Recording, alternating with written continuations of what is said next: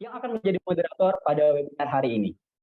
Sebelumnya kita panjatkan puji serta syukur kehadirat Tuhan Yang Maha Esa karena kita masih diberi kesempatan untuk berkumpul dalam acara webinar pada siang hari ini. Terima kasih kepada pihak Dewan Asuransi Indonesia dan Tugu Insurance yang sudah menyempatkan waktu untuk hadir dalam webinar kali ini. Sebelum lanjut, aku ingin mengingatkan lagi ke teman-teman untuk isi link pretest yang tadi telah di melalui QR code atau dengan link dengan kode yang tertera di kolom chat. Selanjutnya akan ada sambutan dari Dewan Asuransi Indonesia. Waktu dan tempat kami persilahkan.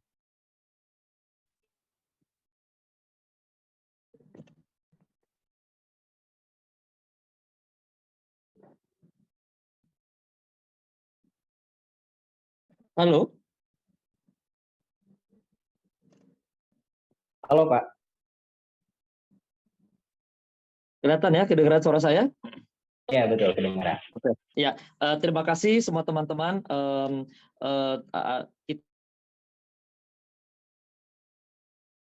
Bisa terjadi antara Tugu, DAI, dan FEB UI. Saya mewakili dari Dewan Asuransi Indonesia untuk membuka acara ini dengan sedikit memberikan penjelasan bahwa DAI itu punya misi membuat masyarakat lebih mengerti dan bisa produk asuransi sendiri. Dan di sana juga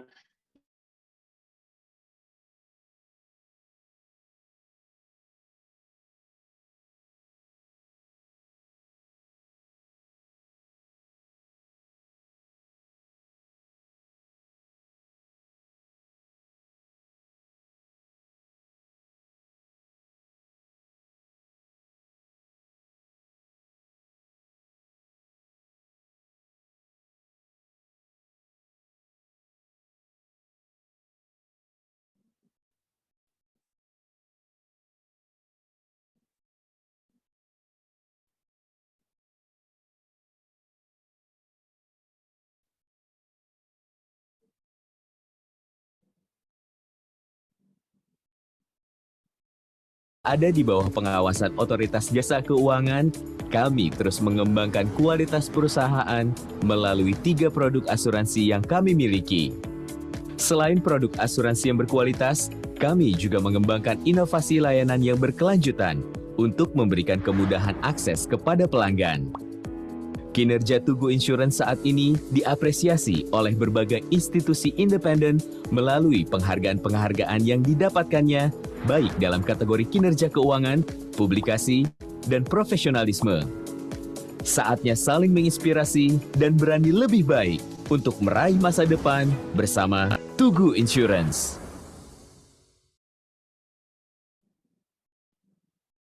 Baik, terima kasih Bapak Luskito Hambali atas sambutannya. Dan sebelum lanjut, aku ada beberapa informasi menarik yang sayang banget untuk dilewatkan. Jadi simak baik-baik ya teman-teman. Jadi webinar kali ini itu memiliki pretest yang dapat dilakukan dengan scan QR code atau melakukan login kepada quizzes.com dengan kode yang sudah tertera di kolom chat. Kalian udah bisa langsung isi aja nih sekarang ya. Dan pada akhir acara nanti juga akan terdapat post test dengan hadiah yang sangat menarik yang untuk peserta nilai tertinggi akan mendapatkan hadiah dari DAI dan Tugu Insurance tentunya. Nah, di setiap sesinya juga akan terdapat sesi Q&A dan nantinya kalian juga akan berkesempatan untuk mendapatkan hadiah dengan menjadi penanya terbaik. Dan selain itu juga ada informasi terkait lowongan kerja dan internship dari Tugu Insurance. Jadi itu bakalan ada di kolom chat ya. Jadi kalian langsung bisa hubungin, bisa langsung mampir aja ke career page ya teman-teman. Kemudian peserta yang mengikuti webinar hari ini juga tentunya akan mendapatkan e-certificate yang akan kita sediakan secara gratis melalui absen pada akhir acara.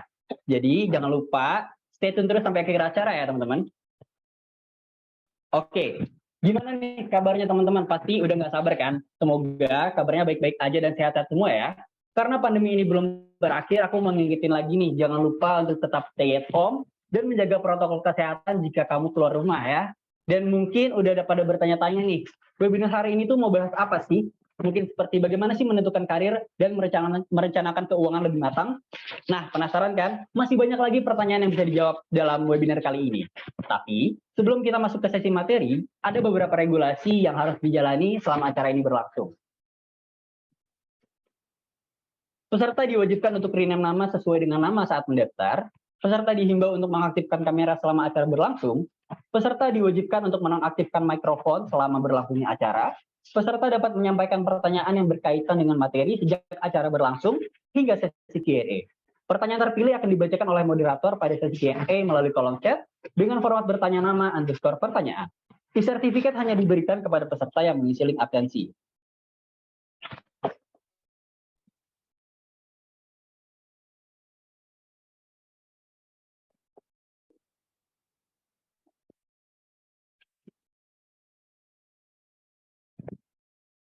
Oke, buat yang udah nggak sabar, kita langsung mulai aja nih acaranya ya.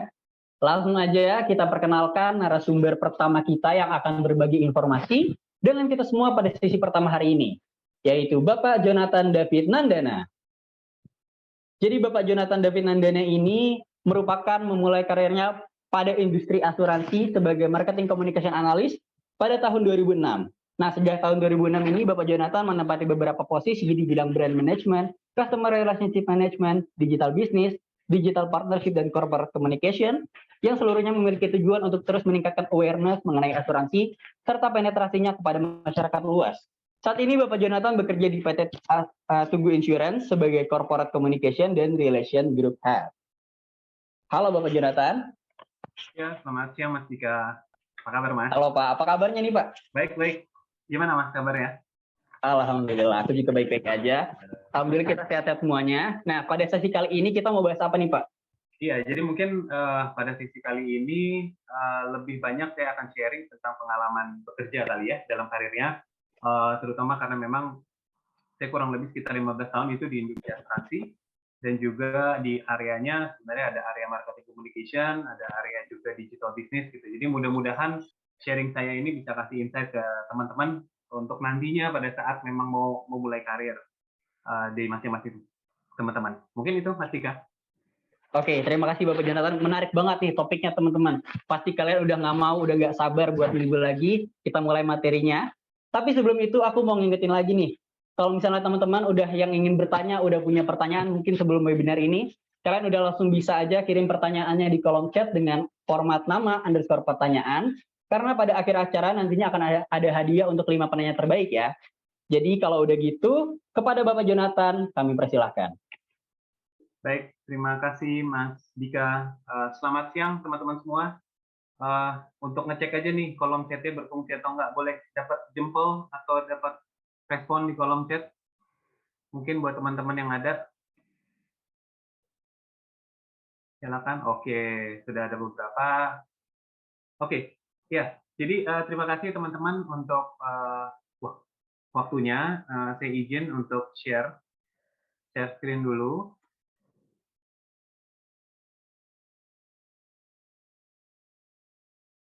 Oke, terlihat ya? Apakah sudah terlihat? Terlihat Pak. Oke, Iya. baik. Nah, izin saya mau share. Sebenarnya ini adalah dari pengalaman saya. Semoga ini bisa memberikan insight pengalaman ke teman-teman bagaimana tentang karir itu sendiri. Jadi memang sengaja di sini kalau kita lihat dari image yang memang ditampilkan itu preparing your career itu kayak ada gunung, ada lembah, ada bukit. Jadi ini lebih menggambarkan sih bagaimana karir itu nanti akan berjalan. Karena nggak selamanya karir itu turun, nggak selamanya karir itu naik, tapi ada hal-hal yang harus kita laluin sehingga kita bisa mencapai titik-titik atau di mana kita berharap kita itu bisa ada. Oke, mungkin next-nya itu kita bicara atau kita interaksi. Ini saya butuh respon dari teman-teman nih, karena ada beberapa pertanyaan yang teman-teman nanti bisa jawab secara singkat. Jadi gini teman-teman, pada suatu waktu, anggaplah ini kita bercerita ya, satu waktu kita ngerasa nggak enak badan, gitu. Kita ngerasa nggak enak badan, kemudian kita kalau nggak enak badan perginya ke dokter. Nah, pergilah kita ke dokter. Kemudian pada saat kita ke dokter, kemudian dokter itu kasih satu keputusan, satu verdict gitu, bahwa Mas, Mbak, waktunya Mas sama Mbak ini untuk hidup cuma tinggal 50 tahun lagi. Yang jadi pertanyaan, di 50 tahun ini, apa yang mau kita capai? Boleh nggak, teman-teman, ditulisin kira-kira beberapa hal aja. Kira-kira kalau ada waktu 50 tahun yang diberikan oleh dokter, divonis dokter, oke, masih ada 50 tahun lagi. Kira-kira apa yang mau teman-teman lakukan? Ada nggak impian-impian, mungkin mau jadi direktur, mau punya perusahaan, mau punya mobil, mau punya rumah, mau punya keluarga, dan lain-lain. Boleh silakan ditulisin sambil saya coba jelasin di sini. Kalau misalnya memang punya 50 tahun, apa yang teman-teman mau lakukan? Jadi teman-teman nanti misalnya bisa menghitung, misalnya teman-teman sekarang usia mungkin sekitar 18, 19 atau bahkan 20, 50 tahun lagi artinya misalnya sampai umur 70. Kira-kira di umur 70 itu apa aja sih yang mau dilakukan? Nah, setelah 50 tahun itu kemudian selesai, kemudian udah lah ya, kita berobat 1 tahun gitu kan, karena kita punya umur.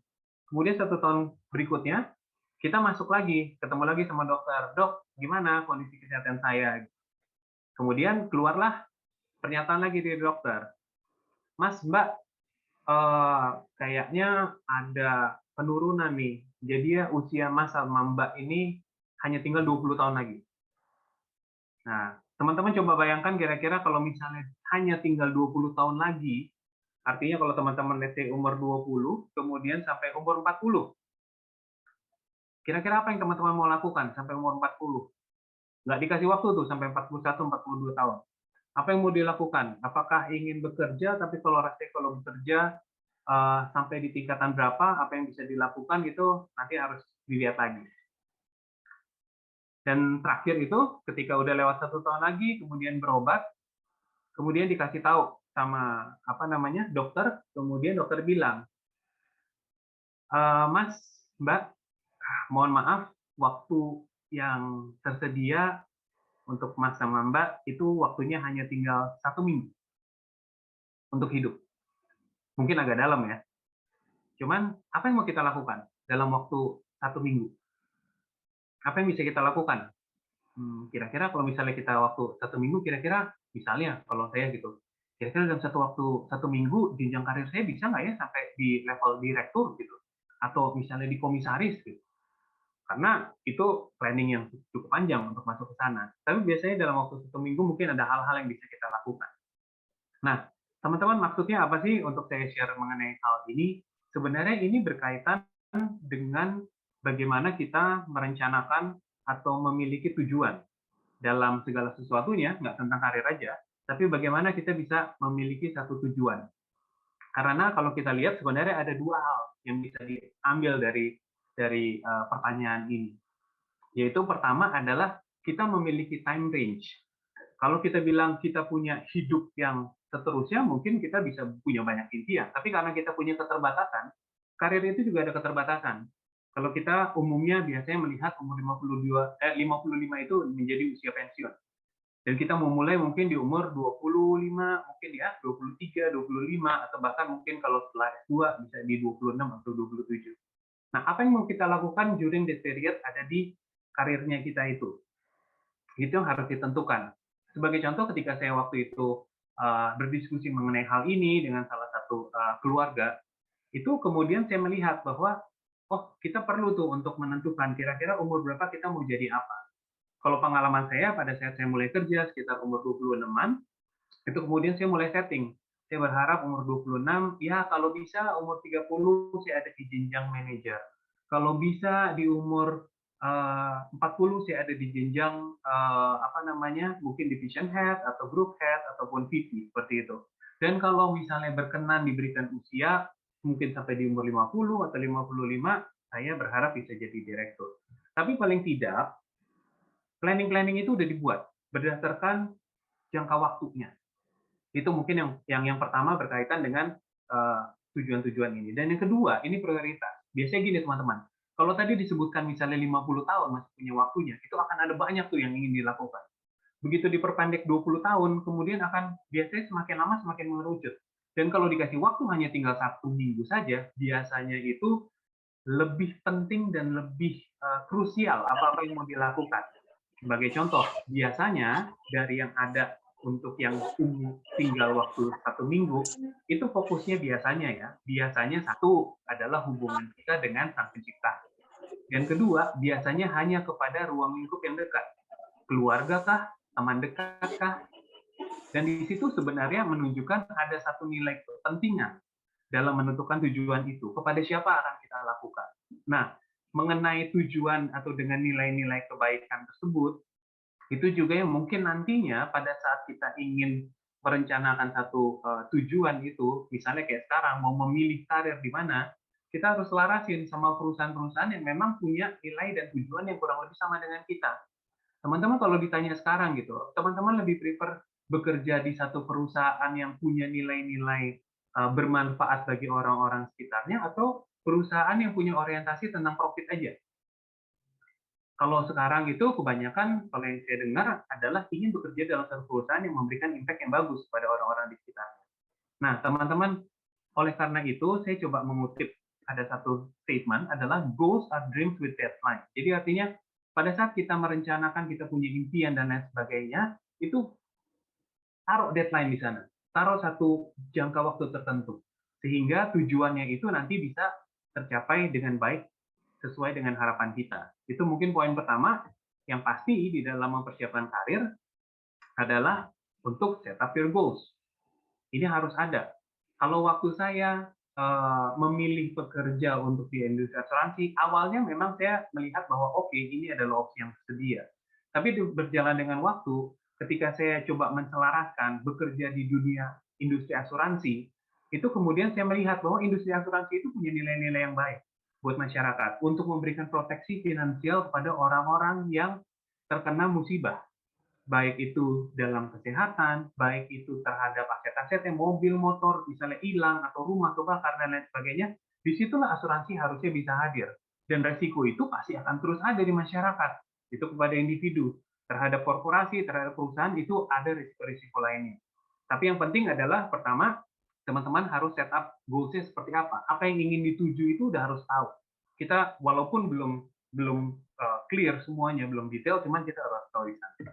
Oke, kedua, pada saat menjalankan, saya rasa juga teman-teman di sini semua nggak ada yang mengalami namanya kegagalan. Semua pasti mengalami yang namanya kegagalan. Sama seperti namanya anak kecil, anak bayi, kemudian berjalan, pasti dia ada jatuhnya. Mau berlari, pasti dia ada jatuhnya. Tapi yang dilihat itu bukan jatuhnya, tapi lebih bagaimana bereaksi terhadap jatuhnya itu. Oleh karena itu, pada saat misalnya masuk ke dalam dunia pekerjaan, nggak akan semua hari di dalam bekerja itu adalah hari-hari yang menyenangkan. Pasti ada hari-hari yang menyebalkan, hari-hari mengalami kegagalan.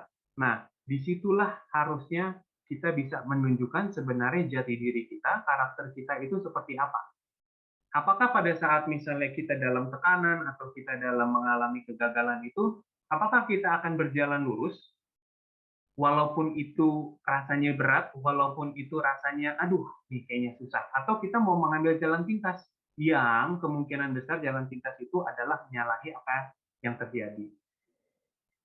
Jadi yang harus dipastiin itu, teman-teman, pada saat terjadi kegagalan, itu bagaimana kita bisa overcome kegagalan itu, dan menjalankannya itu dengan nilai kebenaran, dengan nilai sesuatu yang baik.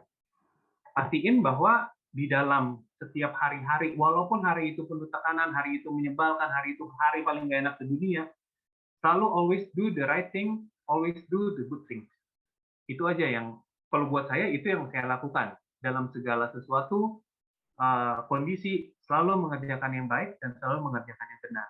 Nah, kalau kita bicara tentang hal ini, kita bicara tentang integritas untuk melakukan segala sesuatu. Kalau nanti teman-teman mulai bekerja gitu ya, biasanya nanti akan ada SOP itu. Akan ada SOP, ada instruksi kerja, ada dokumen-dokumen lainnya bagaimana melakukan A, B, dan C sampai seterusnya. Dan itu menjadi pedoman. Nah, dalam kondisi apapun ya itu harus menjadi pedoman. Sehingga kita bisa menjalankannya dengan baik. Bahkan kalau kita bicara di industri asuransi sekalipun, industri asuransi require ada yang namanya compliance. Compliance itu fungsinya adalah agar segala sesuatu itu berjalan sesuai dengan prosedur. Jadi pastiin ini, Kenapa? Karena ketika misalnya teman-teman bisa menjalankan hari paling berat dengan bertindak benar dan dengan bertindak baik, itu nantinya akan terbangun dalam karakter teman-teman. Gunanya apa? Gunanya pada saat bekerja pasti superior atau atasan akan melihat. Ketika ada satu orang yang perform dalam kondisi yang kurang baik dan dia punya integritas baik, pasti akan ada catatan, akan ada kredit untuk orang-orang tersebut. Pasti, semua orang itu mencari orang-orang dengan integritas tinggi. Bahkan seorang pemimpin perampok atau pencuri pun ketika memilih bendahara, dia cari bendahara yang jujur, bendahara yang lurus untuk dia. Gitu ya. Walaupun pekerjaan yang dilakukan itu bukan pekerjaan yang baik dan benar. Gitu. Itu mungkin hanya sedikit ini aja ya, hanya sedikit gambaran aja. Nah, oleh karena itu poin yang kedua yang ingin saya sampaikan, belajar dari belajar dari pengalaman saya sendiri. Yang kedua itu yang teman-teman harus lakukan adalah gimana caranya untuk menjalani atau berjalan dengan integritas, dengan satu dengan satu effort, dengan satu kemampuan untuk berjalan sesuai dengan prosedur yang ada. Bukan artinya kita berusaha untuk melanggar prosedur. Kalau misalnya prosedur itu di satu titik butuh diperbaharui, ya perbarui prosedur itu. Tapi ketika ada prosedur, ketika ada satu aturan yang memang baku, jalanin itu dengan integritas, jalanin itu dengan benar, jalani itu dengan baik. Dan rasanya ketika itu sudah sehari-hari dilakukan, akan terbentuk menjadi satu karakter di masing-masing individu, dan akhirnya menjadi satu nilai plus pada saat superior atau atasan itu nanti pada saat bekerja melihat hal tersebut. Ini poin yang kedua. Nah, teman-teman, ini saya nggak tahu nih ya. Ini saya tanya sama teman-teman. Teman-teman ada yang pernah tahu film ini? Rasanya nggak ada ya, teman-teman ya. Saya akan bertanya kalau misalnya teman-teman tahu ini film apa. Ini film judulnya Highlander. Highlander. Jadi mungkin di sini hanya sebagian kecil saja yang tahu film ini. Karena film ini itu kurang lebih di sekitar tahun 80-an lah munculnya. Teman-teman, cerita tentang Highlander ini adalah cerita tentang orang yang bisa hidup ratusan tahun. Ratusan tahun kemudian tidak mati dan dia bisa hidup terus, dan dia akhirnya dari masa ke masa dia tetap ada dengan segala historinya dan dia bisa bertahan hidup. Film ini bercerita tentang masalah-masalah yang dihadapi pada saat itu. Nah, ini Highlander tahun 80-an. Kalau teman-teman juga lihat ini, mungkin teman-teman tahu ini film apa. Ini baru aja kalau nggak salah sekitar tahun lalu, mungkin ya tahun lalu atau tahun ini gitu ya. Ini film Eternals dari Marvel Studios. Sama, ceritanya kurang lebih adalah orang-orang yang bisa hidup cerita fiksi, orang-orang yang bisa hidup ratusan tahun atau bahkan mungkin ribuan gitu ya untuk ada di galaksi atau di semesta gitu ya pada cerita itu. Sama, nggak bisa mati juga dan bisa hidup ratusan atau ribuan tahun.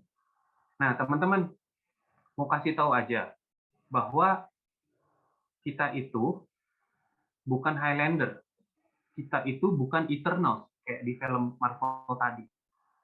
Kita itu ada masanya. Ada masanya kita hidup, ada masanya kita bekerja. Dan generasi itu comes and go.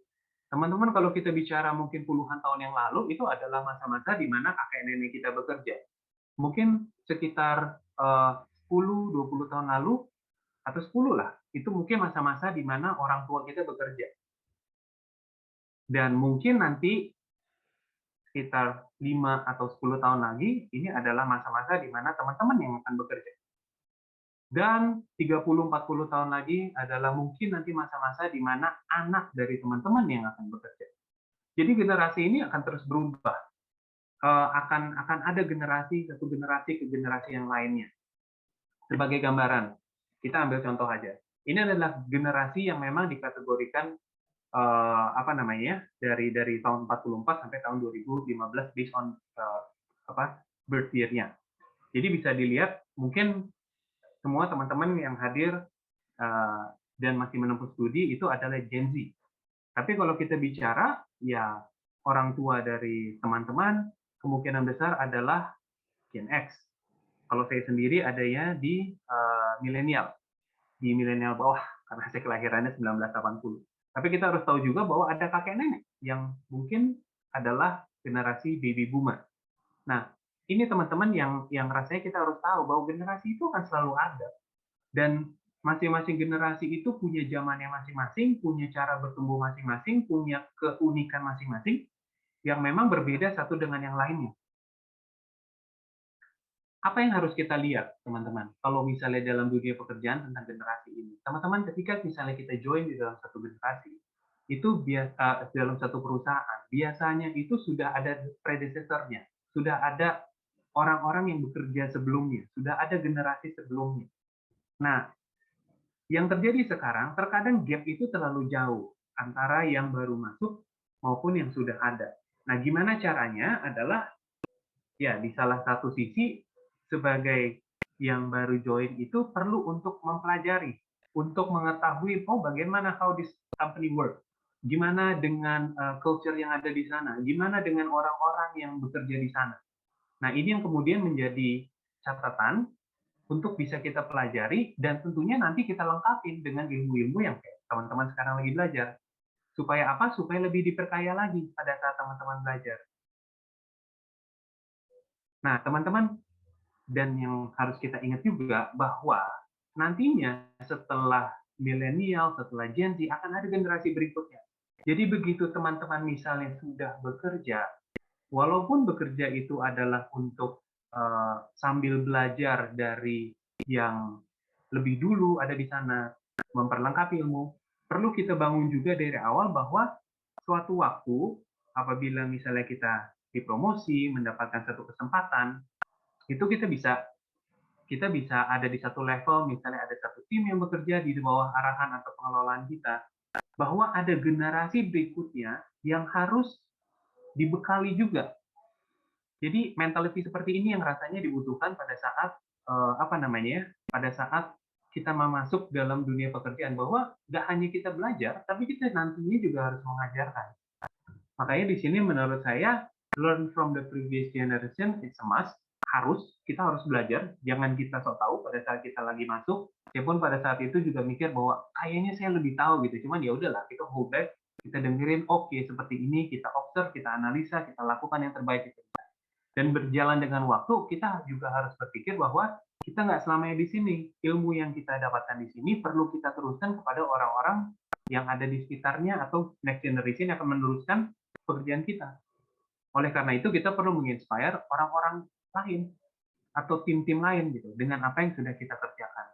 Jadi ini adalah cycle yang memang harus dilakukan supaya gap antar generasi juga bisa transisinya lebih smooth dan nggak terlalu signifikan atau ekstrim bedanya, sehingga company dalam hal ini juga bisa tetap berjalan dengan baik. Nah, rasanya poin ketiga yang bisa disampaikan adalah learn and inspire. Teman-teman, kurang lebih sebenarnya 3 poin ini sih. Yang pertama adalah set up your goals, kemudian yang kedua adalah walk with integrity, dan yang ketiga adalah learn and inspire. Jadi semoga ini mungkin tips-tips, sedikit tips-tips yang bisa nanti teman-teman persiapkan secara individu. Ini pun sebenarnya implementasinya bisa dilakukan sejak bekerja, sejak menempuh studi di perguruan tinggi saat ini, hingga nanti masuk ke dunia pekerjaan. Dan tentunya pelajaran-pelajaran yang ini saya dapatkan, ini juga memang perusahaan-perusahaan itu mungkin pada saat nanti kita bekerja gitu ya, memilih perusahaan itu juga butuh memberikan satu ruang kepada employee atau kepada pekerja-pekerjanya itu untuk bisa mengembangkan diri mereka, untuk bisa belajar, untuk bisa menginspirasi, untuk bisa mengeksplor dirinya masing-masing. Dan ya bersyukur bahwa dalam journey saya 15 tahun ada di 3 perusahaan juga, dan sekarang di Tugu Insurance, di industri asuransi sendiri, value-value atau nilai-nilai yang saya percaya memberikan kebaikan buat banyak orang itu bisa diimplementasi dengan baik.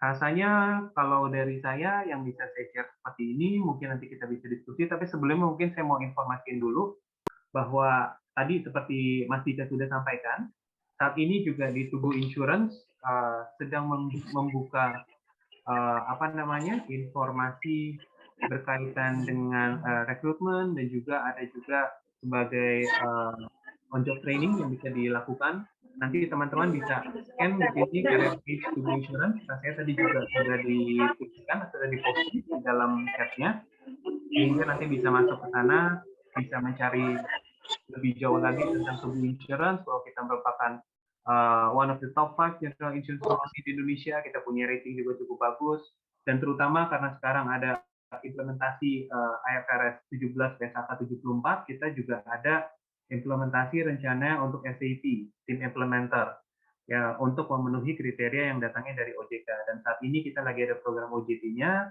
nanti bisa korespondensi dengan tim Tugu Insurance apabila memang teman-teman pada tahun-tahun terakhir akan ada OJT dan lain sebagainya, atau mungkin ada internship dan lain sebagainya, kita nanti bisa berkoordinasi dengan tim human capital dari Tugu Insurance.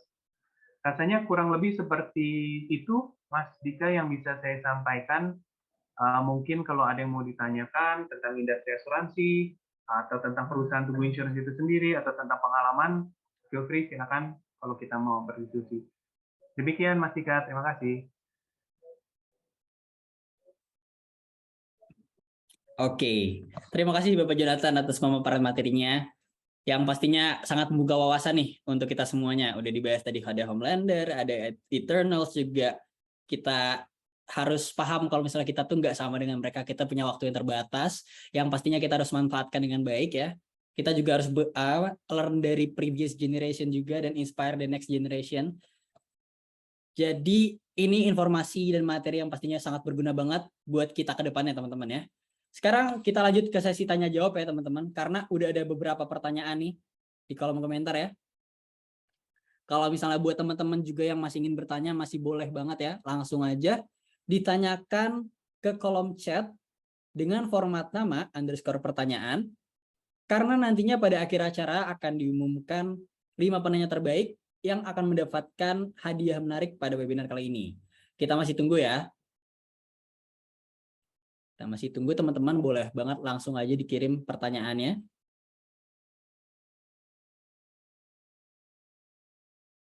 Sambil tunggu, kalian juga bisa nih langsung aja ngelihat informasi di career page untuk ada yang tadi internship, terus juga ada hiring pekerjaan. Kalian bisa langsung aja ya masuk ke linknya careerpage.com Tugu Insurance. Bisa langsung dicek. Dan teman-teman yang masih ingin bertanya boleh banget, karena bakal ada 5 hadiah loh teman-teman.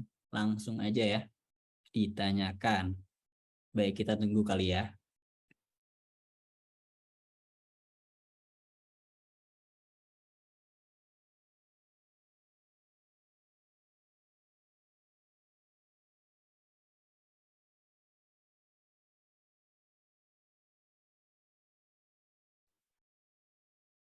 Mungkin sambil nunggu aja nih, Mas Dika. Coba kita ngobrol-ngobrol aja sama Mas Dika nih. Boleh. Nah, Mas Dika, mungkin Mas Dika sekarang tahun berapa? Aku sekarang di semester 3, Pak. Oh, semester 3. Iya, betul. Nah, so far gimana? Udah punya bayangan belum karir tuh akan kayak gimana sih? Kalau bekerja akan kayak gimana? Iya, thank you Pak pertanyaan. Buat aku sih kalau misalnya sejauh ini selama aku kan masih mencari yang pas lah buat aku gitu. Soalnya aku juga akuntansi, dan ilmu akuntansi menurutku itu kan kayak banget berguna banget, apalagi di kerjaan nanti kalau yang udah dijelaskan sama dosen-dosen aku, kayak itu bagus banget buat prospek ke depannya. Tapi buat memastikannya itu belum. Jadi emang kayak webinar-webinar kayak gini yang kayak kita harus menentukan karir itu penting banget buat kita membuka mata apa yang berguna nih buat kita ke depannya. Gitu. Oke, keren juga nih Mas Dika nih. Siap. Oke. Ini udah ada beberapa pertanyaan. Udah ada beberapa pertanyaan nih. Boleh kita mulai kali ya, Pak ya? Siap. Oke, siap. Pertanyaan pertama langsung aja dari Andi Kurniawan. Jadi pada awal penjelasan dikatakan bahwa untuk mempersiapkan karir, kita harus memiliki planning untuk masa depan dan planning dalam jangka panjang. Jika manusia memiliki keterbatasan dalam umur, misalnya sisa hidup hanya beberapa bulan saja, maka pertanyaan Andi adalah apakah masih terdapat kemungkinan bagi kita semua yang memiliki keterbatasan umur untuk meraih mimpi dan karir yang diharapkan yang membutuhkan jangka waktu yang lama dan panjang. Serta bagaimana caranya dengan segala keterbatasan yang kita miliki, kita dapat meraih masa depan. Oke, Pak. Mungkin saya coba jawab singkat ya. Jadi gini, Mas Andi ya. Mas Andi, setiap orang itu memang ada atau hadir di tengah-tengah masyarakat itu dengan spesifik purpose, gitu ya, dengan tujuan masing-masing gitu. Mungkin kita terbiasa untuk melihat harus menjadi karir itu harus naik tinggi, memberikan pengaruh, harus menjadi direktur, harus menjadi pemegang saham dan lain sebagainya gitu. Tapi kembali lagi, setiap kita itu pasti punya keterbatasan. Nah, bagaimana kita mengelola keterbatasan yang kita miliki untuk bisa memberikan nilai kebaikan? Ini kalau saya ya, bagaimana bisa memberikan nilai baik kebaikan kepada orang-orang di sekitar. Kayak tadi, misalnya kita bisa bicara mungkin minggu atau bulan gitu. Kita selalu bicara tentang karir. Ini kita bicara tentang karir orang yang bekerja dalam satu perusahaan. Tapi ada juga aspek lain yang misalnya orang itu bukan bekerja, tapi orang itu mungkin membuat satu perusahaan menjadi investor. Akhirnya orang bekerja sama dia. Atau ada juga orang yang mungkin nggak bekerja perusahaan, tapi misalnya menjadi perawat di rumah sakit, contohnya ya, untuk merawat orang sakit gitu. Itu kan berbeda-beda. Setiap orang itu berbeda-beda. Jadinya kalau kita bicara memang waktunya terbatas, masa depan pasti bisa diraih, tergantung definisi masa depannya. Karena buat saya sendiri yang namanya masa depan adalah gimana kita ada sekarang atau kita melakukan segala sesuatu itu yang memberikan manfaat buat orang lain. Jadi ya maaf aja kalau misalnya ternyata kita bisa punya posisi yang tinggi sebagai apa namanya, kita punya karir yang bagus sebagai VP, sebagai presiden director atau sebagai director, tapi kalau ternyata realisasinya nggak memberikan satu manfaat buat orang lain, apakah itu satu masa depan? Apakah itu satu impian gitu? Jadi kita bisa start dengan hal-hal yang kecil sih, nggak usah terlalu ambisius untuk karir yang bagus dan lain-lain. Kita start yang kecil, kita lakukan apa yang baik, kita lakukan apa yang bisa kasih impact kepada orang-orang lewat pekerjaan kita, dan rasanya nanti dengan sendirinya itu akan berjalan semakin lama, semakin baik, semakin tinggi. Mungkin itu, Mas Dika. Gimana nih Andi? Udah terjawab belum? Boleh di chat atau ngomong langsung juga boleh. Oh ya, sudah Kak. Oke, keren banget ya. Jadi emang kalau kalian berbuat baik bakal balik lagi ke diri kalian ya. Oke, thank you Pak. Kita lanjut lagi nih, ada pertanyaan dari Putri. Gimana kalau kita udah mulai berkarir beberapa tahun dan mencapai posisi yang tinggi, tapi di pertengahan kita merasa kurang cocok untuk menjalani karir tersebut? Apa yang harus kita lakukan? Ya, kalau untuk hal ini Mbak Putri, kalau saya sih melihatnya kembali lagi kayak tadi, kita ingin bekerja di satu perusahaan, cocok nggak cocok itu relatif ya, tergantung. Biasanya apakah cocok gajinya, atau misalnya cocok dengan nilai-nilai yang dikedepanin, atau cocok dengan jam kerja, itu ada banyak cocok. Nah, ini yang harus dicari tahu. Apa yang menurut Mbak Putri nantinya pada saat misalnya bekerja itu, yang cocok apa? Mungkin ada juga pekerja yang menjadi orang tua juga. Jadi dia nggak ingin pekerjaan yang terlalu berat. Jadi ingin pekerjaan yang memang dalam kapasitasnya bisa dilakukan sambil merawat anak, contohnya. Makanya prioritas tiap orang itu berbeda. Makanya kalau tadi bilang udah beberapa tahun sampai di posisi yang tinggi, ya nggak apa-apa. Di-relook lagi, dilihat lagi, sesuai nggak?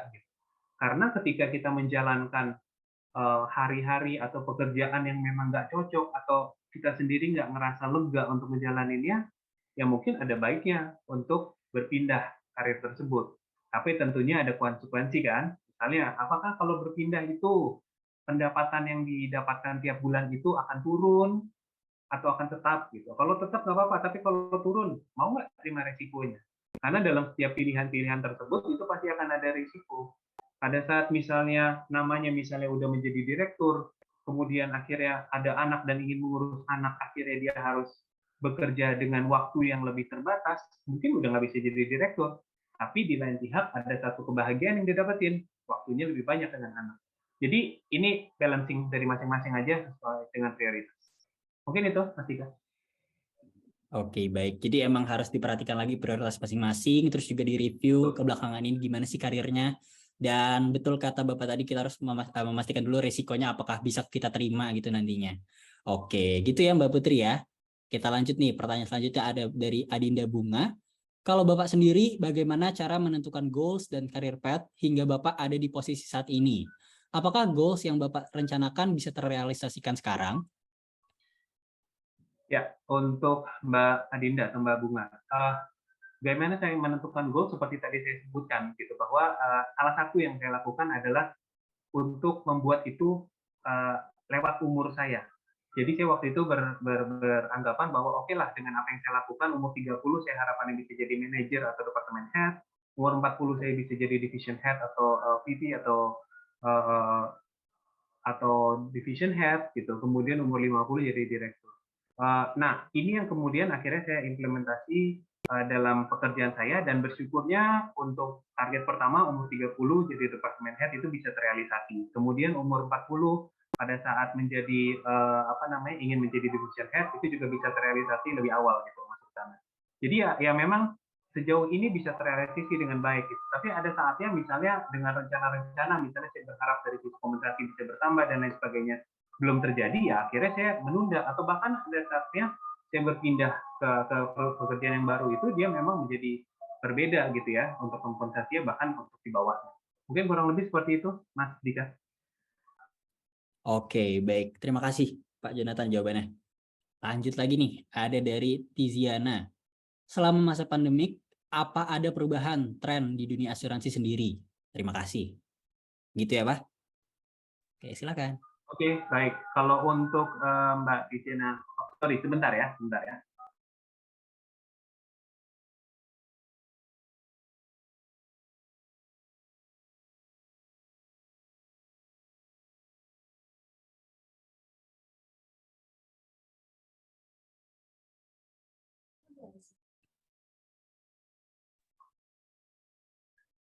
Oke, untuk Mbak Tiziana ya, selama pandemi atau perubahan tren di dunia asuransi sendiri, pastinya ada. Apalagi kayak kemarin ya, terjadinya COVID, terjadinya pandemi, itu sangat-sangat berubah.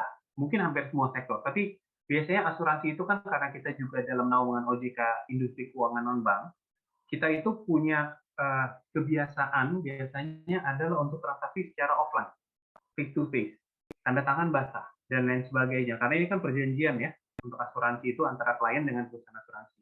Nah, dalam kondisi seperti ini, akhirnya harus switch yang namanya offline kita semua WFA, semua itu harus berubah menjadi online. Jadi semua komunikasi, baik itu lewat WhatsApp, baik itu lewat channel seperti Zoom atau Teams dan lain sebagainya itu harus menjadi salah satu media untuk bisa berkomunikasi dengan customer. Nah, kemudian apalagi yang kemudian berubah dari sisi trennya sendiri? Yang namanya polis-polis, zaman dulu itu kan polis bentuknya buku cetakan, itu kemudian berubah juga menjadi digital. Dan pada saat terjadi perubahan tren tersebut, memang akhirnya ada perubahan requirement juga nih kepada tenaga kerja yang bekerja di dunia asuransi. Yaitu mereka-mereka yang bekerja di dunia asuransi harus melek sama teknologi. Mereka harus bisa menggunakan Excel, Word, PDF, kemudian bahkan di beberapa aplikasi secara khusus gitu ya, itu mereka harus bisa mempergunakan untuk menghitung segala sesuatu yang memproduksi segala sesuatunya gitu.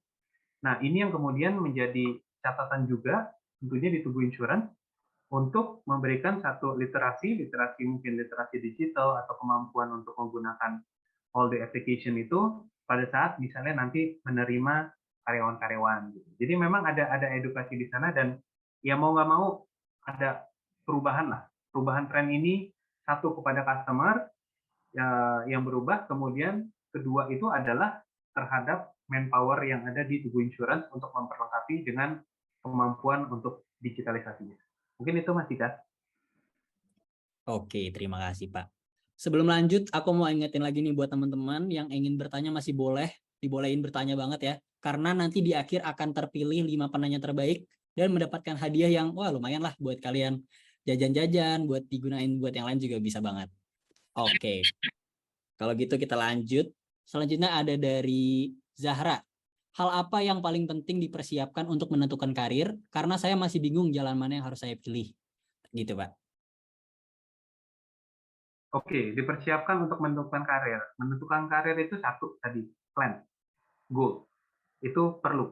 Supaya apa? Supaya kita bisa mengukur resikonya. Kalau teman-teman kayak sekarang mau bekerja gitu ya, di industri mana, coba lihat. Kira-kira industri itu sesuai nggak ya dengan kemampuan saya? Itu hal yang pertama harus dilakukan untuk menentukan karirnya. Dan yang kedua, ya pastinya harus dijalanin.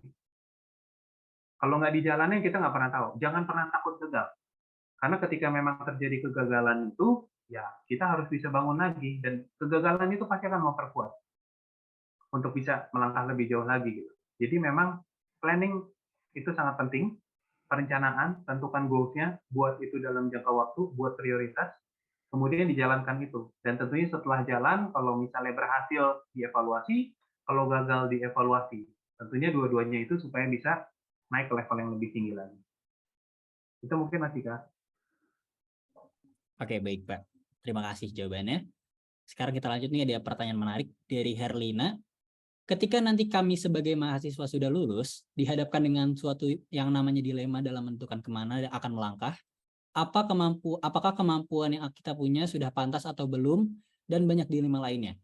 Seperti yang kita tahu bahwa penerimaan lowongan pekerjaan bagi lulusan mahasiswa tidak bisa mencakupi seluruh mahasiswa yang ada di Indonesia. Banyak pesaing lulusan mahasiswa lain yang saling berebut untuk mendapatkan pekerjaan, sehingga angka pengangguran bagi mahasiswa sudah secara nyata. Pertanyaan saya, bagaimana kita menghadapi dan menyikapi dilema seperti itu? Dilema yang tadi nggak yakin kemampuannya cukup atau enggak, dan apakah mencukupi lowongan-lowongan tersebut, Pak, lowongan pekerjaan. Oke, gitu ya Pak ya. Oke, Mas Dika, bahasa sekarang ya. Bahasa sekarang itu jangan overthinking. Iya. Jadi maksudnya gini, kita menjalankan, oke lah, semua faktor eksternal. Kita nggak akan bisa mengatur yang namanya faktor eksternal itu.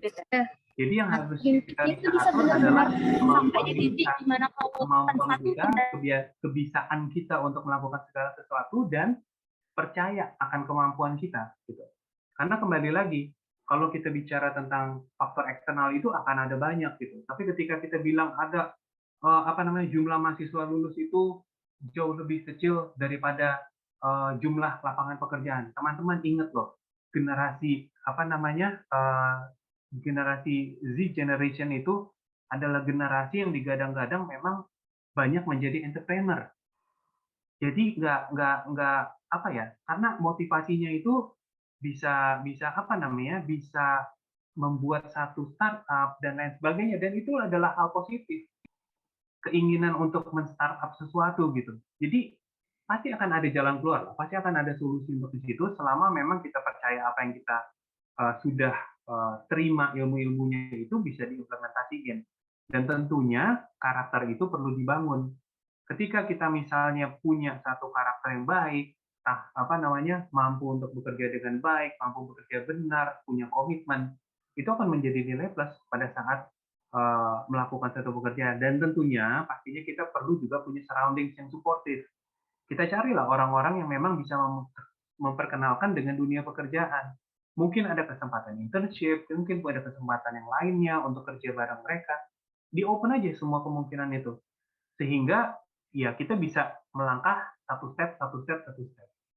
Mungkin itu Mas Dika. Oke, baik Pak. Gitu ya Mbak Herlina ya. Jadi harus semangat terus ke depannya. Dan mungkin ini akan jadi penanya terakhir kali ya Pak ya, karena keterbatasan waktu. Oke. Boleh nih dari pertanyaan dari Mbak Novita. Bagaimana pendapat Bapak terkait dengan goals karir yang berubah-ubah sesuai dengan berjalannya waktu, dan akhirnya malah goal tersebut tidak dapat terrealisasikan? Oke. Kalau kita bicara tentang goals karir berubah-ubah, kembali lagi yang mau dimenangin goal karirnya atau proses adaptasinya. Karena ketika kita bilang goal karirnya itu berubah-ubah, artinya kan kita udah dengan sadar dan memiliki rasional bahwa oke, goalsnya akan saya rubah. Bahwa dengan perubahan itu artinya akan ada yang sedikit dikustomisasi, sedikit disesuaikan. Ya mau nggak mau kita harus melihat dari sisi goalsnya itu. Nah, kembali lagi, berubahnya kenapa? Berubahnya karena memang terpaksa, berubahnya untuk sesuatu yang lebih baik, atau apa? Kadang kita merubah-rubah itu karena faktor ketidakpercayaan diri. Itu yang agak sulit. Jadi kita makin lama makin mundur gitu akhirnya. Tapi kalau misalnya memang berubah untuk sesuatu yang baik sih nggak jadi masalah. Yang penting memang seperti tadi misalnya, saya set 30 jadi manajer. Nggak tercapai 30, ya kita revisi, kita rubah, mungkin 31 atau 32 gitu. Tapi tetap dalam 2 tahun itu artinya saya harus menempuh A, B, dan C untuk bisa mendapatkan hal tersebut gitu. Dan menurut saya nggak ada masalah sih, karena kan goals namanya juga adalah satu tujuan itu direncanakan. Bahwa rencana itu nggak selalu 100% terrealisasi, nggak jadi masalah. Yang penting dari hari ke hari, dari masa ke masa, kita sebagai individu itu semakin lama semakin baik. Mungkin itu untuk yang terakhir Mas Tiga. Oke, bagus banget nih. Oke, kalau gitu sepertinya udah cukup sesi Q&A pada sesi pertama kali ini. Buat teman-teman jangan berkecil hati karena nanti ada lagi sesi kedua, itu akan ada sesi Q&A lagi. Jadi kalian juga masih bisa berkesempatan untuk mendapatkan jawaban-jawaban yang sangat insightful dan juga ada hadiah untuk 5 penanya terbaik ya. Jadi sekali lagi terima kasih kepada Bapak Jonathan ya telah menjawab pertanyaan-pertanyaan teman-teman yang pastinya udah sangat insightful dan memberikan wawasan juga informasi yang sangat bermanfaat untuk kita semua. Thank you ya Pak ya. Siap, terima kasih Mas Tika. Salam sehat teman-teman semua. Oke. Nah teman-teman, acara kita belum selesai sampai di sini. Jadi masih ada satu narasumber lagi yang akan memberikan materi yang gak kalah menarik pada webinar hari ini. Langsung aja kita perkenalkan Ibu Prita Hapsari Gozi. Ibu Prita Hapsari Gozi ini sekarang sebagai Principal Consultant dan CEO ZAP Finance sejak 2009, Bendahara Komite 6 Masyarakat Ekonomi Syariah 2001 sampai 2024, dosen tetap Departemen Akuntansi di Fakultas Ekonomi dan Bisnis Universitas Indonesia sejak 2009, dan kolumnis tetap di Harian Kompas Sabtu. Oke. Halo Ibu Prita. Halo, selamat siang. Siang Bu, apa kabarnya nih Bu hari ini? Kabar aku hari ini baik. Ini semuanya dari mahasiswa FEB UI aja atau dari yang lain-lain juga ada? Ada campuran Bu, ini terbuka buat umum. Gitu. Oh, terbuka buat umum. Oke. Kalau gitu kita sapa-sapa aja supaya waktu kita juga nggak semakin panjang ya, Mas Dika. Betul. Jadi kita boleh mulai aja. Tadi udah banyak banget di-share tentang gimana sih kita merencanakan karir, terutama di sini untuk teman-teman adik-adik mahasiswa nih yang mungkin beberapa tahun lagi juga akan lulus, termasuk tadi katanya Dika sendiri. Dika kan sekarang tadi bilang semester 3 ya, gitu, accounting. Iya, betul. Nah, pastinya beberapa tahun lagi kan berharapnya lulus gitu kan ya. Nah, pasti semua di sini juga gitu. Nah, karena aku baru gabung nih, tadi belum gabung, boleh dong yang udah hadir di sini kasih tahu dong di kolom chat misalnya saat ini semester berapa di fakultas mana gitu ya. Jadi supaya tahu nih dari mana-mana aja. Nah, sambil kalian semuanya chat di kolom chat untuk dari semester mana, dari fakultas mana. Saya juga mau menyapa semua yang udah hadir di sini. Assalamualaikum warahmatullahi wabarakatuh. Salam sejahtera untuk kita semua. Shalom, Om Swastiastu, Nama Budaya, Salam Kebajikan. Selamat siang semuanya. Saya Prita Gozi. Hari ini akan sharing nih untuk semua yang hadir di sini. Gimana sih perjalanan kita dalam mengelola keuangan, terutama pada saat kita saat ini menjadi mahasiswa atau sebagai students. Nah, saya juga mau mengucapkan terima kasih dan menyapa juga Pak Luskito Hambali selaku Program Co-Director Komisi Edukasi Dewan Asuransi Indonesia. Pembicara sebelumnya Pak Jonathan David Nandana, Corporate Communications and Relations to Go Insurance, dan juga semua yang sudah hadir di kesempatan hari ini. Oke, Mas Dika, aku mulai share untuk materinya ya. Oke Bu, silakan. Oke, kira-kira selama 20 menit aku akan share nih kepada semua yang hadir di sini. Oke, ada yang semester, iya betul dari UI tapi dari fakultas mana. Jadi boleh dikasih tahu ya, ini dari fakultas mana-mana aja supaya paling nggak aku tahu nih gitu. Oke, after this gitu apa sih yang akan kalian lakukan, rencananya mau ngapain dan sebagainya. Oke, teman-teman semua, financial journey as a student, aku akan selalu mulai dengan apakah menurut kalian gelar kalian itu akan sangat relevan dengan apa yang akan kalian kerjakan nanti? Kan tadi awalnya itu adalah karir. Kalian semuanya di sini rata-rata teman-teman adalah mahasiswa. Apakah jurusan atau gelar yang insya Allah akan kalian dapatkan relate dengan pekerjaan yang akan kalian lakukan? Oke, di sini kan Rata-rata ada yang bilang nih, ada yang dari UIN Antasari. Oh, ini nggak semuanya dari UI. Oke. Ada yang semester 3 Fakultas Ekonomi Bisnis UI, ada semester 1 nih berarti baru lulus SMA nih gitu ya. Semester 1 baru lulus SMA. Oke. Sekarang pertanyaan yang kedua. Apakah jurusan dan gelar yang akan kalian dapatkan kira-kira relevan dengan pekerjaan yang akan kalian lakukan? Oke. Silahkan diketikkan di kolom chat. Boleh dijawab di situ. Oke, ini kayaknya agak sedikit lagging, nggak apa-apa. Kayaknya kalau aku habis ngomong kayak butuh 5 detik nih. Oh, katanya dari Arina, dibilang relevan Bu, insya Allah, katanya gitu. Kuliahnya apa ya Arina ya saat ini sampai merasa relevan dengan pekerjaan yang akan dilakukan nanti. Saya sendiri kebetulan telah menyelesaikan 3 pendidikan akademis. Jadi yang pertama sebagai sarjana ekonomi dari FEUI dulu namanya, sekarang jadi FEBUI. Lalu Master of Commerce dari University of Sydney, dan juga Graduate Certificate in Financial Planning dari Vincia, Melbourne. Basically 3 ini adalah pendidikan akademis, jadi bukan gelar atau sertifikasi profesi. So, gelar ini forever will be with me, gitu kira-kira itu seperti itu. Nah, teman-teman, itulah nanti juga perbedaan ya pada saat kita misalnya lulus dari suatu institusi pendidikan, kita dapat gelar, tetapi kita juga mungkin mengambil extra courses, tambahan-tambahan gitu ya. Akhirnya kita mendapatkan semacam kayak gelar sertifikasi profesi. Perbedaannya apa dan apa sih kaitannya dengan kehidupan kita kelak itu banyak banget. Kalau aku boleh flashback sedikit ya, ini dulu waktu masih jadi mahasiswa, itu yang di sebelah kiri. Kalau sebelah kanan itu ceritanya udah lulus gitu kan ya. Jadi kiri itu starting sebagai mahasiswa semester 1. Jadi bentukannya saya tuh dulu waktu lulus SMA kayak begitu tuh, yang ada di pojok paling kiri. Nah, yang paling kanan ini udah lulus, udah dapat master degree gitu ya. Nah, apa sih sebetulnya yang membuat gelar atau pendidikan kita menjadi relevan? Itu sebetulnya tergantung dari pilihan hidup kita. Pilihan hidup kita mau apa dan apa yang akan kita lakukan. Dan kenapa akhirnya masalah keuangan itu relevan banget? Karena ternyata begini, kita itu seringkali mendapatkan bimbingan karir, konseling, selagi SMA pun juga sering banget tuh guru BK nanya mulu ya mau jurusan apa, kita udah berusaha memilih jurusan juga yang tepat, giliran pas udah kuliah kadang-kadang ada juga momen di mana, duh kayak salah jurusan deh, aduh kayak salah kuliah deh, ada orang-orang yang juga berpendapat seperti itu. Nah, ada juga yang sukses dan meraih kesuksesan di usia muda. Pertanyaannya, apakah mereka bisa sukses juga dalam mengelola keuangannya? Nah, itu yang menjadi pertanyaan besar. Karena hampir nggak ada bimbingan atau pelajaran mengenai bagaimana mengelola uang sedari di SMA. Tiba-tiba kuliah lewat, lulus, dapat penghasilan, bubar. Gitu. Karena tidak tahu apa yang harus dilakukan dengan penghasilannya. Nah, ini yang menjadi sumber overthinking seseorang pada saat dia mulai memasuki dunia kerja.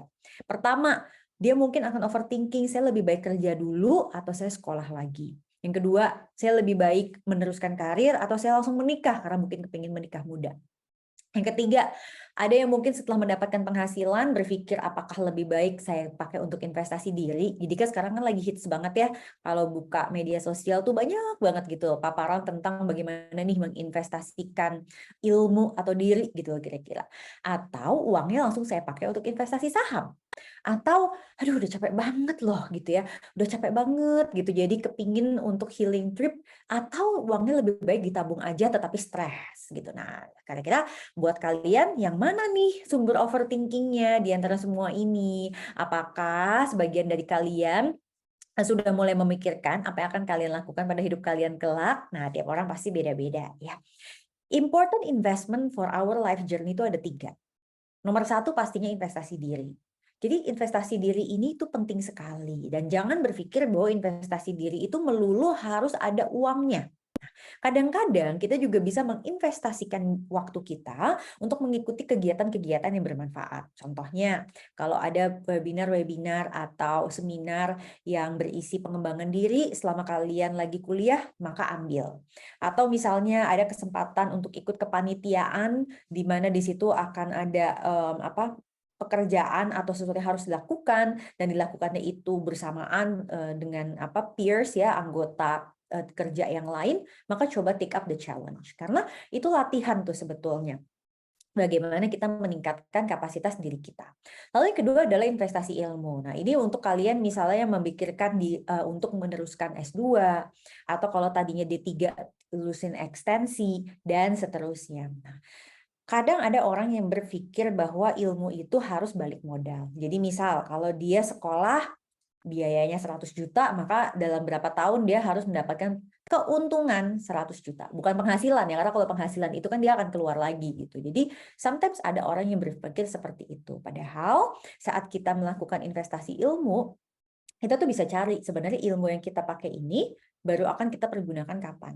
Gitu ya. Sebagai contoh, waktu tadi saya share tentang salah satu gelar akademis yang saya punya, yaitu yang Graduate Certificate in Financial Planning, itu saya lulus sudah dari tahun 2004. Tapi baru akhirnya terpakai di profesi sebagai perencana keuangan itu mungkin di 2010 gitu. Jadi artinya apa? Kita tuh nggak pernah tahu ya apa yang kita pelajari itu akan kita pakainya kapan. Nah, pada saat kita sudah memiliki uangnya, maka penting untuk kita memulai investasi keuangan. Tujuannya supaya build active asset. Pertanyaannya, kalau sebagai mahasiswa, mana yang lebih penting? Apakah lebih penting mengutamakan literasi atau lebih penting untuk langsung inklusi? Tahu kan bedanya literasi dan inklusi? Kalau literasi itu adalah pemahamannya, inklusi itu adalah langsung masuk ke dalam aset keuangannya. Coba kalian tulis di kolom chat, mana yang lebih utama, literasi atau inklusi?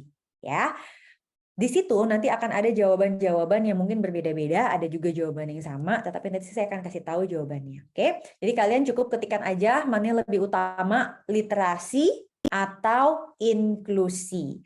Nah, ada beberapa hal yang memang penting nih untuk kita miliki atau kita mulai lah gitu ya. Kita mulai bina nih. Kita mulai bina di keseharian kita dalam hal mengelola keuangan kita. Nah, ada 3 hal itu namanya good money habit. Nah, good money habit ini penting banget. Kenapa? Karena saya tuh sampai mempelajari ya, ada mahasiswa-mahasiswa saya di FEUI yang ternyata tuh sangat sangat terpapar dengan pinjaman online. Saya sampai kaget gitu.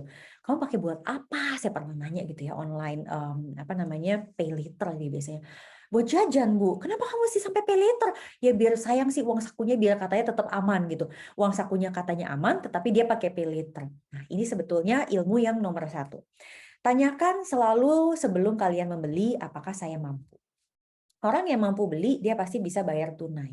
Orang yang hanya ingin beli, dia pasti bayarnya dengan bantuan pinjaman atau pay later. Habit yang kedua, kalian harus mencatat pengeluaran. Karena pada saat kita menjadi mahasiswa, itu sebetulnya banyak banget nih pengeluaran yang kita lakukan yang mungkin tidak kita sadari. Nah, kalian bisa bagi sebenarnya nanti pengeluarannya itu adalah pengeluaran-pengeluaran yang mungkin masih disokong oleh orang tua, dan mana pengeluaran-pengeluaran yang memang kalian atur sendiri, terutama untuk kalian yang kos. Kalau kalian ngekos itu pengeluarannya semua harus diatur sendiri, dan gimana pun income-nya kadang-kadang tergantung kiriman dari orang tua ya. Atau kalau di sini ada yang dapat beasiswa, nanti dapat income-nya dari beasiswa. Nah, sebagai mahasiswa itu sering banget terdapat bocor-bocor halus dalam keuangan kalian, namanya latte factor. Kenapa bisa begitu? Ya paparan dari media sosial memang luar biasa banget gitu. Kita tuh bahkan ya, saya perhatiin orang makan itu sambil nonton video misalnya Reels atau misalnya TikTok dan lain-lain sambil live shopping. Ya gimana enggak ini ya, gimana enggak semakin konsumtif gitu loh, padahal masih sebagai mahasiswa. Ngerjain tugas, bikinnya di kafe. Di kafe 3 jam yang ngerumpi atau ngobrol, sejamnya ngerjain tugas. Itu gimana gitu ya. Nah, itu kadang-kadang stay di situ nggak ketahuan gitu, cuma pengen pakai wifi gratis tapi terus banyak nontonnya gitu, ada yang kayak gitu. Nah, coba kalian bisa berpikir atau bekerja lebih efisien lagi supaya tidak terjadi tuh latte factor atau pengeluaran-pengeluaran bulanan yang kayak bablas kayak gitu. Yang terakhir, habit untuk mengutamakan manfaat dibandingkan dengan harga. Coba deh kalian tanya sama diri kalian sendiri. Pernah nggak kalian membeli sesuatu karena harganya murah? Beli biasanya segitu, sekarang turun harga. Pernah nggak? Kalau kalian pernah, dan pada momen itu membeli karena harganya lagi murah, berarti kita belum ngejalanin nih habit yang ketiga. Habit yang ketiga ini habit yang penting banget. Karena gini, kalau masih jadi mahasiswa, penghasilan kan mungkin terbatas banget. Sebagian mahasiswa ada yang udah mulai bisa berpenghasilan tuh banyak ya, tapi lebih banyak yang belum. Nah, pada saat akhirnya dia bekerja, dapat gaji nih misalnya berapa juta rupiah per bulan tuh kayak wah gede banget gitu kan ya. Nah, itu membuat kita tuh jadi seringkali merasa bahwa oh karena selama ini saya nggak bisa beli itu, saya akhirnya beli. Dan terus mulailah gitu kan ya, pakaiannya semuanya tuh mirip gitu semuanya. Saya kalau lagi kadang-kadang lagi iseng gitu ya, ke area-area perkantoran misalnya di SCBD atau di Tamrin tuh kenapa bentukannya mirip semua begini ya yang pada kerja-kerja di situ gitu. Saya juga bingung gitu. Kalau dulu nggak kayak gitu-gitu banget gitu atau awal saya masih first jobber. Tapi kalau sekarang jadi kayak gitu dan I totally understand itu paparan dari media sosial dan lain-lain tuh banyak banget. Tapi hati-hati karena yang bisa mengendalikan diri kita cuman kita sendiri. Kita nggak bisa nyalahin nih kayak digital marketing dan lain kita nggak bisa salahin. Jadi kita yang mesti bisa mengendalikan diri kita sendiri. Nah, setelah kalian bisa memiliki 3 good money habit ini, yang pertama selalu menanyakan apakah saya mampu sebelum saya membeli sesuatu. Yang kedua selalu mencatat pengeluaran. Dan yang ketiga, kalian mengutamakan manfaat dibandingkan harga, baru kita pasti bisa melakukan pengelolaan uang untuk mahasiswa. Jadi kira-kira itu ada 3 ya, langkah pengelolaan keuangan mahasiswa yang penting banget untuk mulai kalian lakukan. Nomor 1 sebetulnya adalah how to create income. Jadi earning something. Karena mengelola keuangan itu harus ada uang yang buat dikelola. Kalau uangnya nggak ada, ya nggak ada yang bisa dikelola. Nah, sekarang pertanyaannya kalau sebagai mahasiswa, sumber pemasukan saya dari mana aja? Nah, biasanya tuh dapat dari 3 nih. Kalau masih ada orang tua atau dikirim orang tua, tuh biasanya kalian dapat uang saku bulanan, kalian dapat angpau gitu ya, atau momen THR lebaran yang kayak gitu-gitulah. Sebagian dari kalian juga saya percaya itu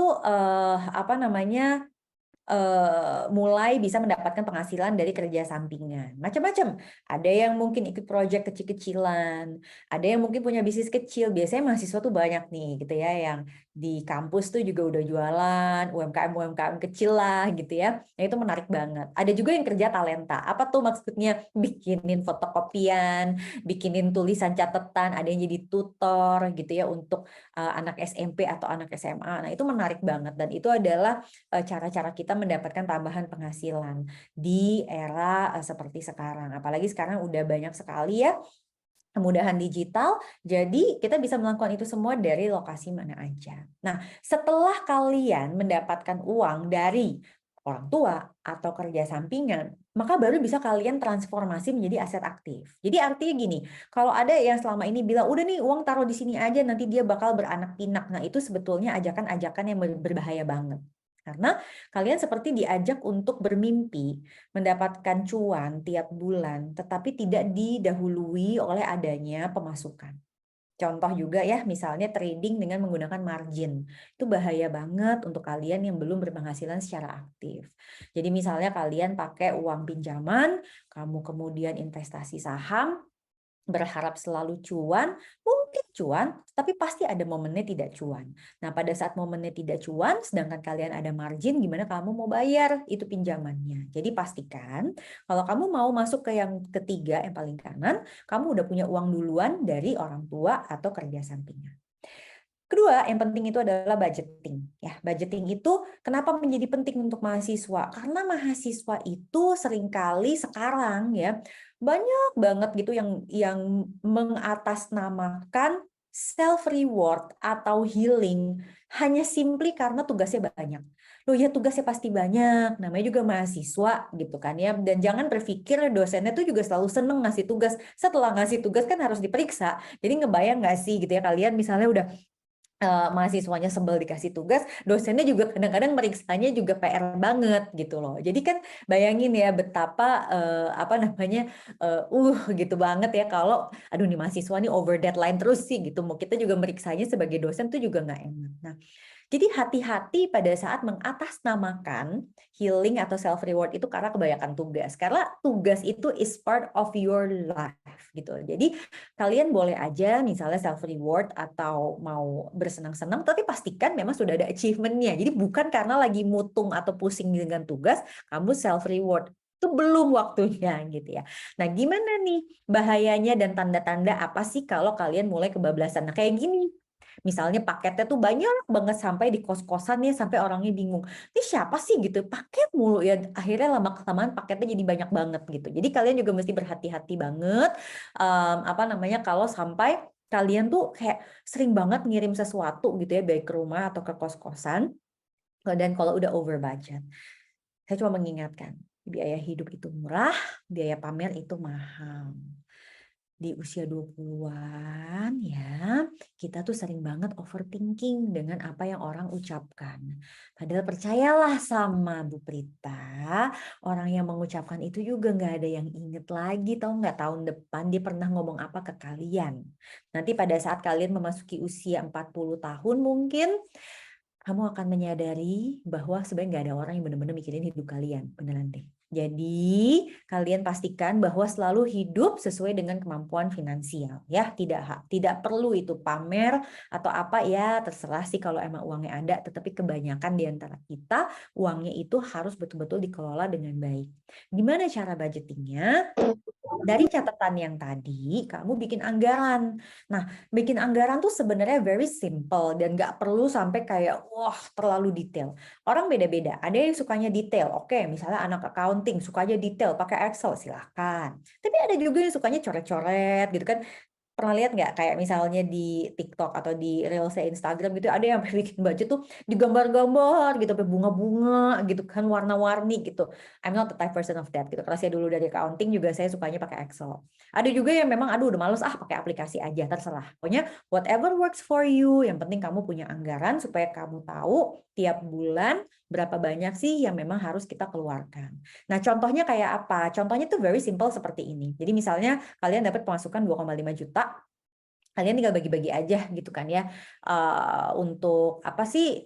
Kita bagi living, saving, playing. Jadi living itu basically adalah biaya hidup yang pasti keluar. Kemudian saving ini juga dimulai. Jadi kebiasaannya sih sebenarnya yang penting banget untuk mulai dibangun ya, untuk punya tabungan dan dana darurat. Nah, playing juga boleh gitu. Nah, ini nanti kalian sesuaikan dengan berapa sih jumlah income yang kalian miliki atau penghasilan yang mungkin kamu dapetin. Terakhir itu adalah saving and investing. Mau tanya dulu nih ya. Ini beberapa udah ada pertanyaan kan, nggak apa-apa nanti ketumpuk aja nggak apa-apa. Kalian sebagai mahasiswa punya tujuan apa? Kalau boleh ya, kamu kasih tahu. Kamu pengen ngapain 3 tahun lagi dan pengen ngapain 10 tahun lagi. Boleh ngayal, boleh berandai-andai, 3 tahun lagi mau beli apa atau pengen ngapain, atau 10 tahun lagi pengen beli apa, pengen ngapain, silahkan. Mau berandai-andai boleh, mau bercita-cita boleh. Ya, yang penting kita harus tahu bagaimana kita bisa meraih hal-hal yang kita inginkan tersebut. Hal-hal tersebut kalian nanti tulisnya di mana? Tulisnya itu boleh di kertas, boleh di post-it, boleh juga di komputer, boleh digambar, terserah bebas. Tapi prinsipnya kamu harus bagi jadi 3. Ini adalah tujuan keuangan yang saya kepingin dapetin dalam jangka yang pendek nih. Jangka pendek tuh berarti di bawah 12 bulan, setahun ke depan lah maksimal. Lalu ini adalah tujuan keuangan yang kepingin saya dapetin dalam jangka menengah gitu. Misalnya ya 5 tahun sampai 8 tahun lagi. Nah, atau jangka panjang itu berarti dia tuh masih panjang banget. Jadi di atas 10 tahun. Ini contoh aja. Misalnya sebagai mahasiswa, jangka pendek dia pengen mempersiapkan hal-hal yang dia perlukan untuk lulus. Lalu dalam jangka menengah mungkin mau kerja dulu deh 2 tahun, 3 tahun. Setelah itu kepingin lanjut kuliah untuk S2. Nah, ini yang menarik ya. Saya kebetulan punya anak yang SMA. Waktu kemarin itu bikin karya tulis tentang bagaimana sih dampak literasi keuangan terhadap pelajar-pelajar SMA di angkatannya. Dan ternyata baru 18% di antara pelajar itu yang memiliki investasi. Dan dari 18% itu yang memiliki investasi, ternyata sebagian mengatakan bahwa mereka sudah memikirkan untuk kuliah S2 karena mereka tidak yakin orang tuanya itu menyiapkan dana untuk S2. Lalu jangka panjang misalnya punya dana masa depan yang masih undecided. Biasanya kalau mahasiswa tuh jarang banget tuh yang udah tahu apa bener-bener yang dia mau. Katanya, ya lah Bu, katanya gitu, punya pacar aja galau banget, katanya gitu, gini lagi gitu, suruh mikirin tentang mau punya goals apa. Ya udah nggak apa-apa. Tapi yang penting kalian tuh tahu bahwa I know but someday saya tuh butuh itu. Saya mau berinvestasi, saya pengen memiliki hal-hal tersebut. Nah, jangan lupa kalian juga sebagai mahasiswa perlu yang namanya dana darurat. Nah, gimana sih sebenarnya cara kita memilah-milah nih dengan platform yang ada saat ini? Sekarang tuh kalian sangat beruntung karena platformnya udah banyak banget. Kalau dulu waktu zaman saya masih mahasiswa ya, aduh apa-apa pakai kertas, apa-apa pakai maksudnya kayak mesti datang ke cabang. Kalau sekarang tuh enggak gitu ya. Sekarang tuh udah banyak banget yang membantu kita dengan adanya era digital sekarang. Contoh ya, kalian misalnya untuk living expenses, kamu punya opsi, kamu bisa pakai dompet digital, kamu bisa pakai tabungan digital, wah bebas. Atau pakai tabungan biasa yang ada ATM-nya, pokoknya sekarang udah bisa. Kamu sebagai mahasiswa juga bisa berinvestasi. Nah, kamu di sini bisa pakai platform investasi di reksadana, bisa pakai trading saham, platform trading saham juga ada tabungan emas digital. Wah, ini udah bener-bener platformnya semua udah tersedia nih. Dan ini semuanya legal gitu ya. Asuransi. Nah, kalian juga misalnya sebagai pelajar, apa sih yang lebih utama sebenarnya asuransi kesehatan ya? Asuransi karena siapapun bisa sakit gitu. Kalau asuransi jiwa mungkin nanti pada saat kalian sudah memasuki dunia kerja atau kalian sudah berkeluarga. Tapi kalau sekarang asuransi kesehatan kan namanya mahasiswa juga bisa sakit.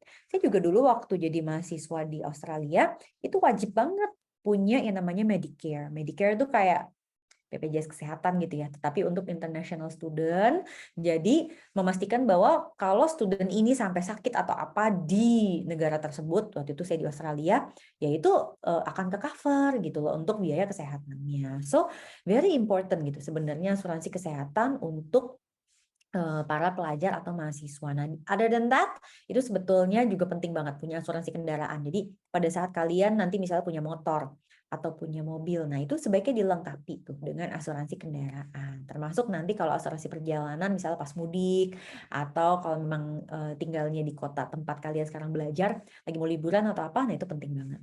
Nah, kalau memang terpaksa banget ngambil pinjaman, selalu pastikan mengambil pinjaman di tempat yang legal. Terakhir, saya akan tutup dengan beberapa action yang bisa dilakukan oleh mahasiswa nih, yang kalian sudah bisa lakukan dari sekarang kalau kalian mau mencoba mengelola keuangan kalian dengan baik. Nomor 1, pastikan kalian punya rekening tabungan. Kalian punya rekening tabungan yang sebisa mungkin terintegrasi dengan platform untuk investasi dan juga dompet digital. Jadi kalian nanti bagi, ada yang living, saving, playing. Bisa dalam satu platform, bisa dapat tiga-tiganya. Nah, itu sekarang udah pilihannya banyak banget ya. Saya nggak usah sebut merek, itu udah banyak banget tersedia di luar. Yang kedua, unit emergency fund atau dana darurat. Berapa sih jumlahnya kalau mahasiswa? Jumlahnya cukup 1 kali pengeluaran rutin bulanan aja. Nah, ini kalian bisa taruh di tabungan atau di reksadana pasar uang. Dan terakhir, kalau keuangannya lagi minus gimana nih gitu ya, bulan ini minus. Nah, kamu pertama less spending atau kamu add income. Nah, which one is easier? Mana yang lebih mudah? Pastinya less spending.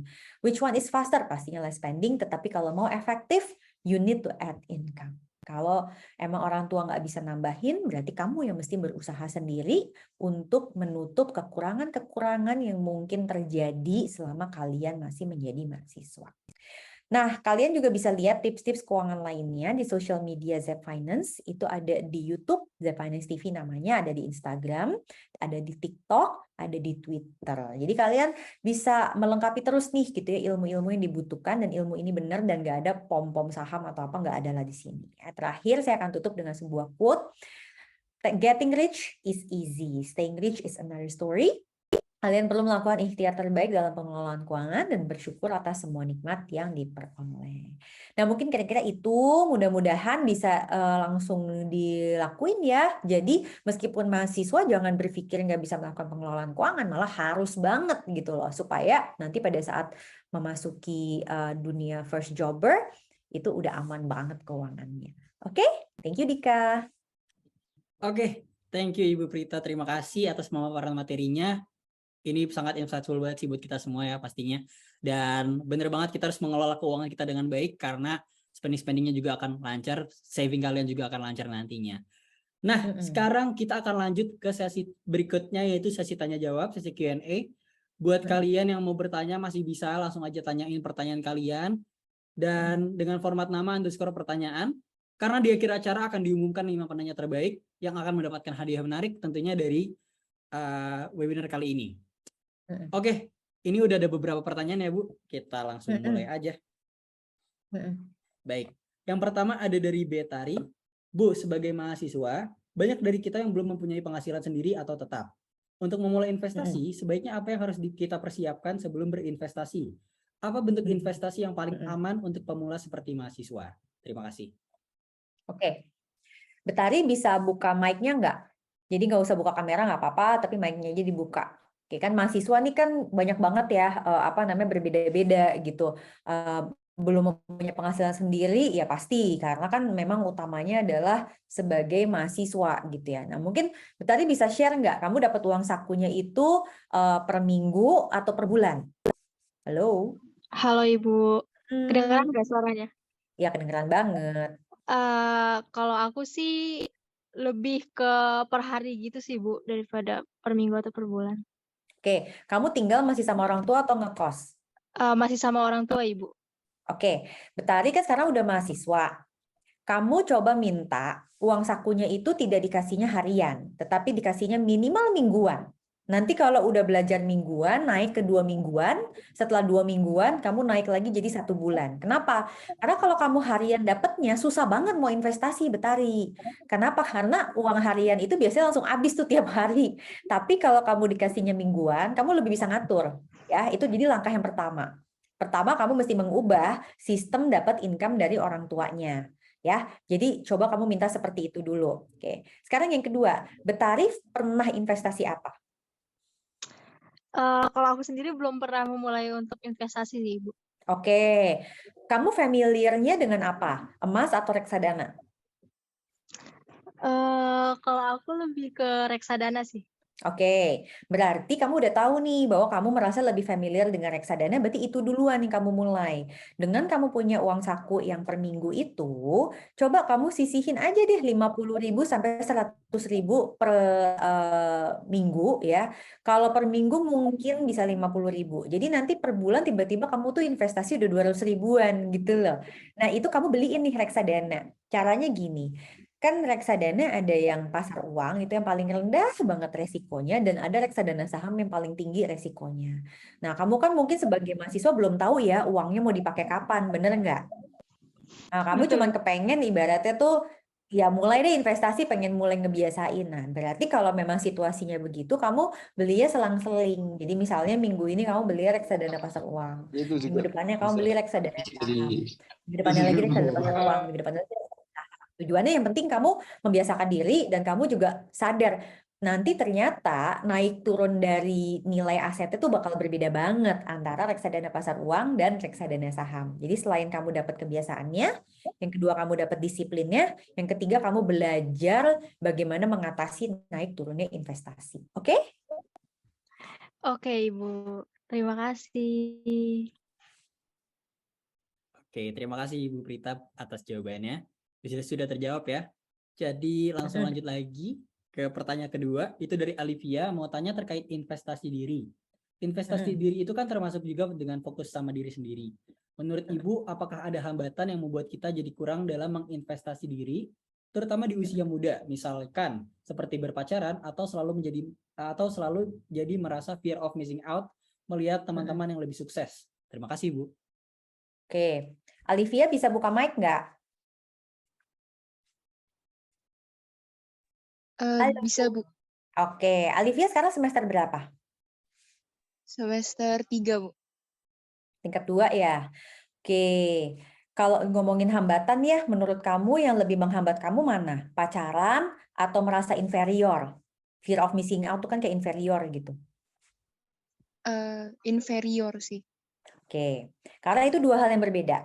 Kalau ngomongin pacaran, berarti hambatannya itu lebih ke time management. Saya kalau punya waktu, prioritasnya mendingan buat pacaran, apa prioritasnya misalnya untuk menambah kapasitas diri saya. Itu ngomongin time management. Jadi priority, kita cuma punya 24 jam, kita juga punya banyak banget tugas kuliahnya juga kadang fatigue ya kan. Sekarang kuliahnya udah mulai blended kan. Kamu kuliahnya di mana? Di Bandung, Bu. Di Bandung. Di Bandung udah mulai tatap muka sama masih online atau full tatap muka? Campur sih. Nah, ya udah, itu kan kadang kan ada fatigue-nya juga ya, maksudnya kadang capek gitu, maksudnya online offline itu juga suka lebih capek juga karena nanti giliran online kamu mesti cari tempat lah buat online, tapi pas offline tiba-tiba mesti ngejar-ngejar ke kampus. Nah, itu kan berarti time management. Kalau perasaan inferior itu berarti yang harus dibenahi adalah diri kita sendiri itu, Alivia. Kita melihat orang lain lebih sukses daripada kita, tapi pertanyaannya, minat dan bakat kamu sama nggak dengan dia? Oke, kita sebagai manusia itu punya keunikan masing-masing. Tiap orang itu sebenarnya unik dan memiliki keunggulan. Tapi sayangnya kita memiliki standarisasi bahwa orang sukses itu yang kayak begini. Ya, tetapi kita tidak tahu sebetulnya potensi diri kita itu atau belum tahu potensi diri kita tuh sebenarnya apa sih yang memang paling baik buat kita. Kalau mau melihat investasi diri dan apakah itu sudah berhasil kita lakukan, you need to compare yourself dengan diri kamu 5 tahun yang lalu, bukan kamu dengan orang lain. Kamu sekarang semester 3 bisa ngapain? Kamu lihat waktu kamu semester 1. Ada nggak perubahan signifikan yang sudah kamu lakukan yang memang bermanfaat untuk diri kamu? Kalau memang nggak ada, berarti memang benar nih. Kamu memang istilahnya wasting time. Tetapi kalau ternyata udah banyak nih, oh ternyata saya udah pernah ikut ini, saya pernah ikut misalnya course public speaking, saya udah pernah mencoba nih ikut dalam aktivitas kegiatan ini itu, berarti sebenarnya kamu sudah bertambah. Jangan bandingkan diri kamu dengan orang lain yang mungkin memang dia jago banget ngomong atau dia jago banget apa, jadi dia sukses, jualannya sukses atau apa ini itu. Jangan dengan seperti itu, tetapi selalu lihat dengan diri kita sendiri. Punya target untuk apa yang mau kita lakukan itu juga penting sekali. Karena dengan adanya target sebetulnya bukan membuat kita ketakutan, tapi mengukur, oh seberapa dekat sih kita dengan target yang kita inginkan. Kira-kira seperti itu. Oke, terima kasih Ibu Prita. Gimana Mbak Alivia, udah terjawab ya? Oke, sepertinya sudah.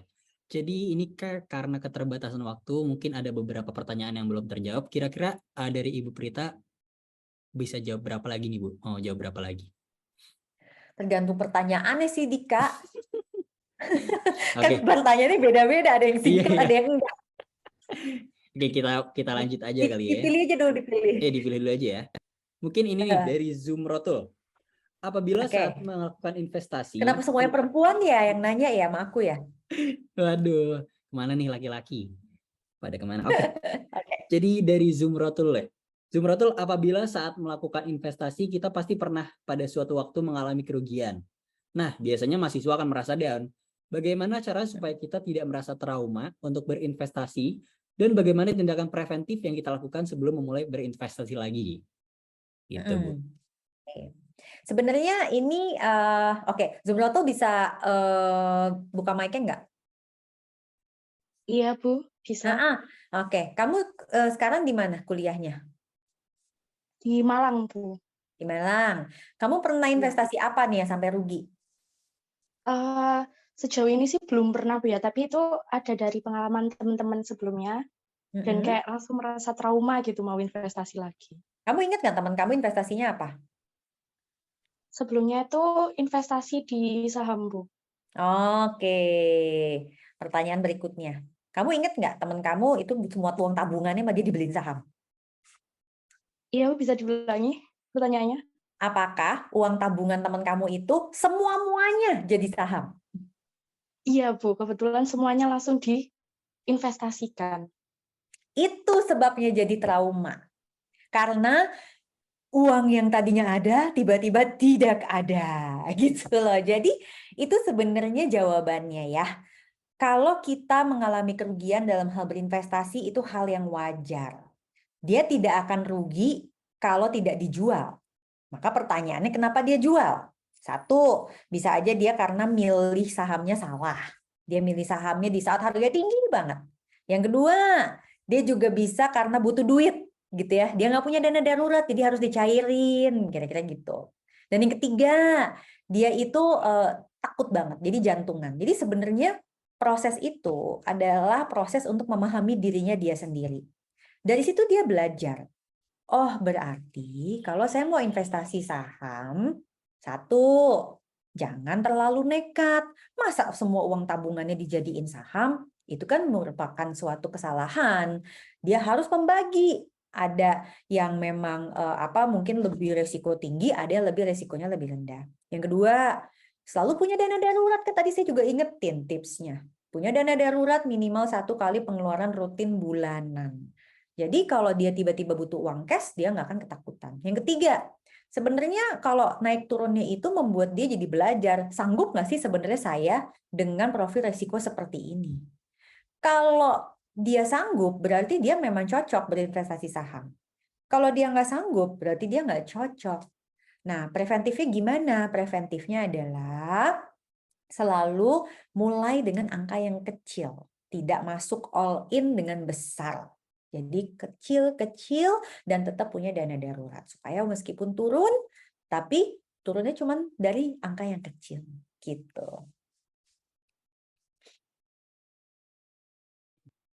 Baik, terima kasih Bu Prita. Jadi gimana nih? Kak Zumrotul udah terjawab? Iya, udah. Terima kasih, Bu, atas jawabannya. Sama-sama. Oke. Jadi mau satu lagi atau disudahi, Bu? Lah, kamu ini punya sampai waktu kapan? Aku nggak hafal ya. Oke. Kalau gitu, maaf banget nih ya teman-teman ya. Ada beberapa pertanyaan yang belum terjawab. Mungkin tadi udah ada sedikit-sedikit lah menyerempet-menyerempet. Jadi karena keterbatasan waktu, sesi Q&A ini harus berakhir. Tapi sebelum lanjut, aku juga sekali lagi mau berterima kasih kepada Ibu Prita yang udah antusias menjawab pertanyaan-pertanyaan teman-teman dan udah memberikan jawaban-jawaban yang sangat insightful, menarik, dan semua informasi yang udah disampaikan tadi sebelum Q&A juga pemaparan materinya udah baik banget dan itu sangat bermanfaat pastinya buat kita semua. Oke, terima kasih ya Ibu ya. Thank you juga Dika. Oke. Jadi, saya akan merangkum materi yang telah disampaikan oleh para narasumber pada webinar kali ini. Pada sesi pertama dalam menentukan karir, kita harus set up your goals, memiliki integritas, learn and inspire. Kita harus memikirkan resiko dalam setiap keputusan yang kita ambil. Pada sesi kedua, investasi tidak hanya dengan uang saja, tapi bisa juga dengan investasi diri. Dengan meningkatkan kapasitas diri, mengambil challenge baru, dan juga investasi ilmu. Bisa tahu ilmu yang kita pelajari yang akan dipergunakannya kapan. Terus juga ada 3 good money habit. Jika mau beli harus menanyakan apakah kita mampu, harus juga mencatat pengeluaran, understand money personality, mengutamakan manfaat dibandingkan harga. Kemudian juga ada 3 langkah pengelolaan keuangan untuk mahasiswa. Yang pertama itu ada earning, mencari sumber pemasukan, bisa dari orang tua, kerja sampingan, dan juga aset aktif. Ada budgeting, bikin anggaran supaya tahu setiap bulan itu butuh berapa yang dikeluarkan. Dan yang terakhir itu ada saving dan investing. Oke, sekian. Dan pada sesi selanjutnya ini adalah sesi foto bersama. Jadi mungkin teman-teman boleh semuanya on cam dulu ya. Aku tunggu nih. Ayo on cam. Kita foto dulu. Foto, on cam. Let's go. Yuk, on cam, teman-teman semua. Ini ngomong-ngomong ada mahasiswa aku nggak sih ini yang ikut? Ada nggak tuh guys? Yang di kelasnya Ibu Prita. Kalau aku ngajarnya semester 3.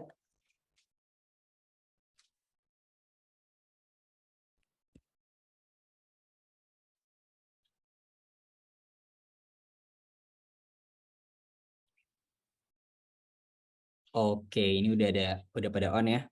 Kita tunggu sampai 16.05. Yuk, on cam.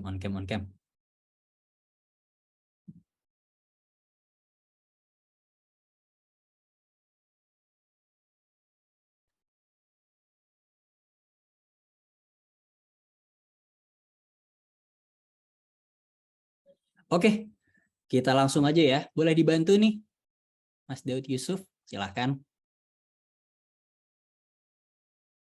Oke, halaman pertama cheese. Oke, halaman kedua cheese.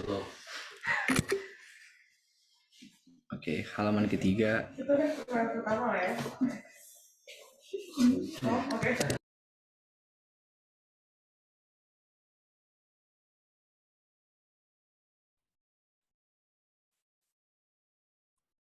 Oke. buat halaman 4 selebihnya Masih nggak ada. ada yang on cam. Oke. Baik, terima kasih. Oke, kalau gitu sudah selesai, tapi masih ada lagi nih post test dari DAI dan juga Tugu Insurance ya. Jadi sesi selanjutnya adalah sesi post test quizzes. Tapi sebelum itu terima kasih sekali lagi kepada Bapak Jonathan dan juga Ibu Prita karena telah memberikan materi-materi dan yang sangat insightful untuk kita semua. Oke. Terima kasih Bu, terima kasih Pak.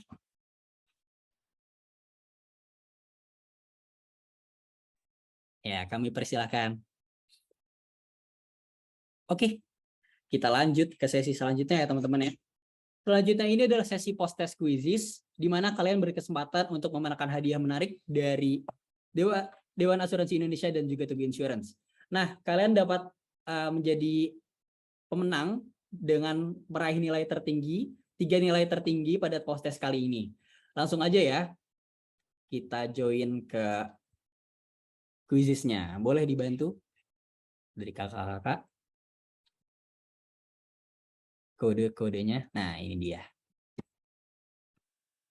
Yuk guys, join. Bisa di scan QR-nya, juga bisa lewat quizzes.com, masukin kodenya. Yuk kita tunggu.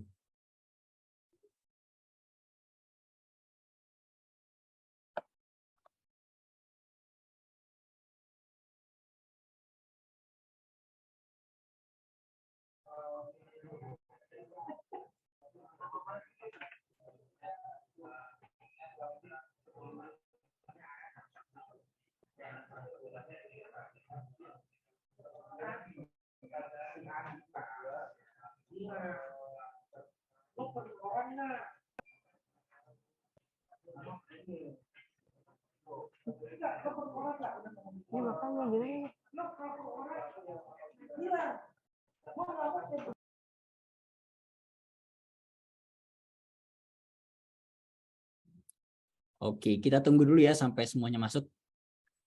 Jadi jangan lupa join, cepat join karena akan mendapatkan hadiah. Lumayan. Ada merchandise, ada juga 200.000 tadi dari DAI dan juga Tugu Insurance. Jadi jangan pastikan kalian dapat ya.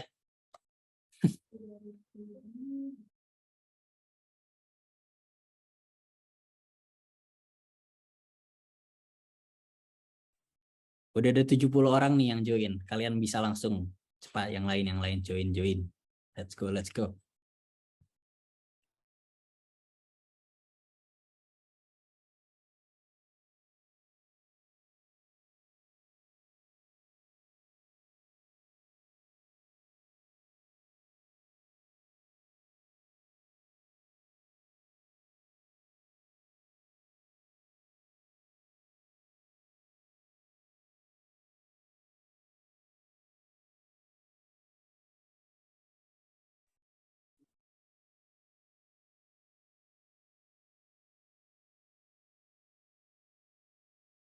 Bisa join juga lewat link yang ada di kolom chat ya teman-teman. Yuk kita tunggu. Buat yang tadi ketinggalan itu dikirim lagi di kolom chat. Ada juga bisa scan QR juga, bisa masukin kodenya.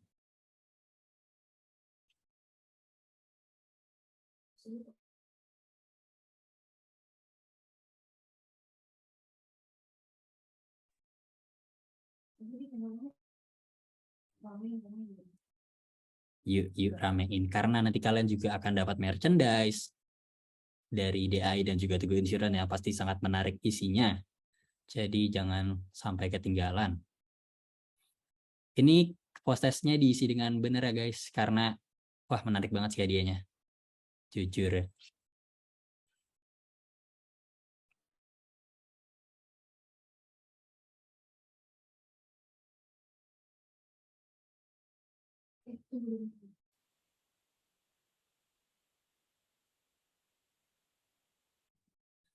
Oke, ini udah ada 100 orang. Kita tunggu lagi sebentar lagi ya, sekitar 1 atau 2 menit. Setelah itu kita mulai.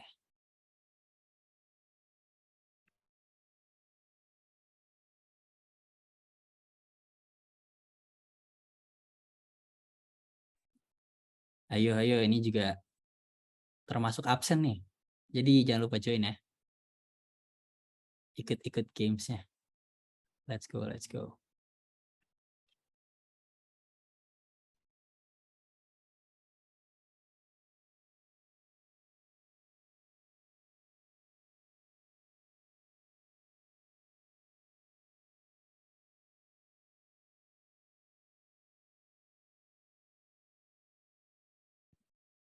Mungkin bisa diingat-ingat kembali materi-materi yang tadi udah disampaikan ya. Persiapkan diri kalian. Kita berebutan jawaban. Oke, 1 menit lagi.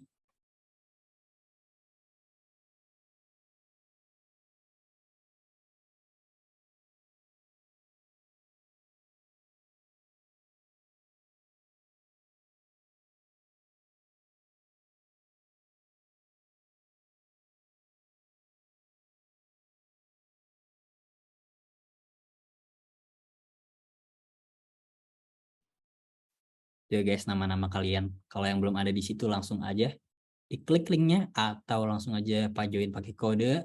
Bisa juga di scan QR-nya langsung. Oke, udah 115 kurang lebih. Kita tunggu sebentar lagi.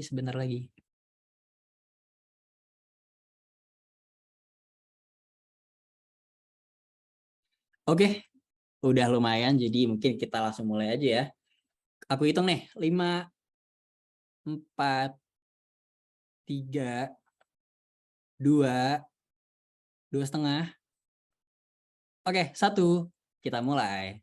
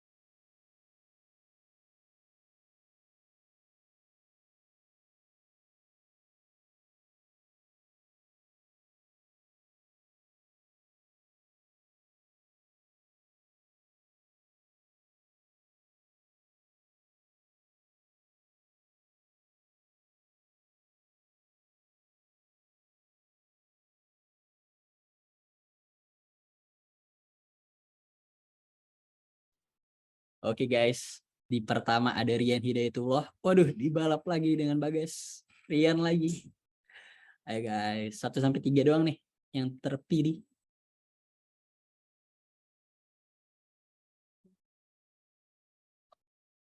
Masih dipimpin oleh Rian. Rian kokoh di puncak klasemen. Disusul oleh Bagas. Disusul lagi oleh Kayla A.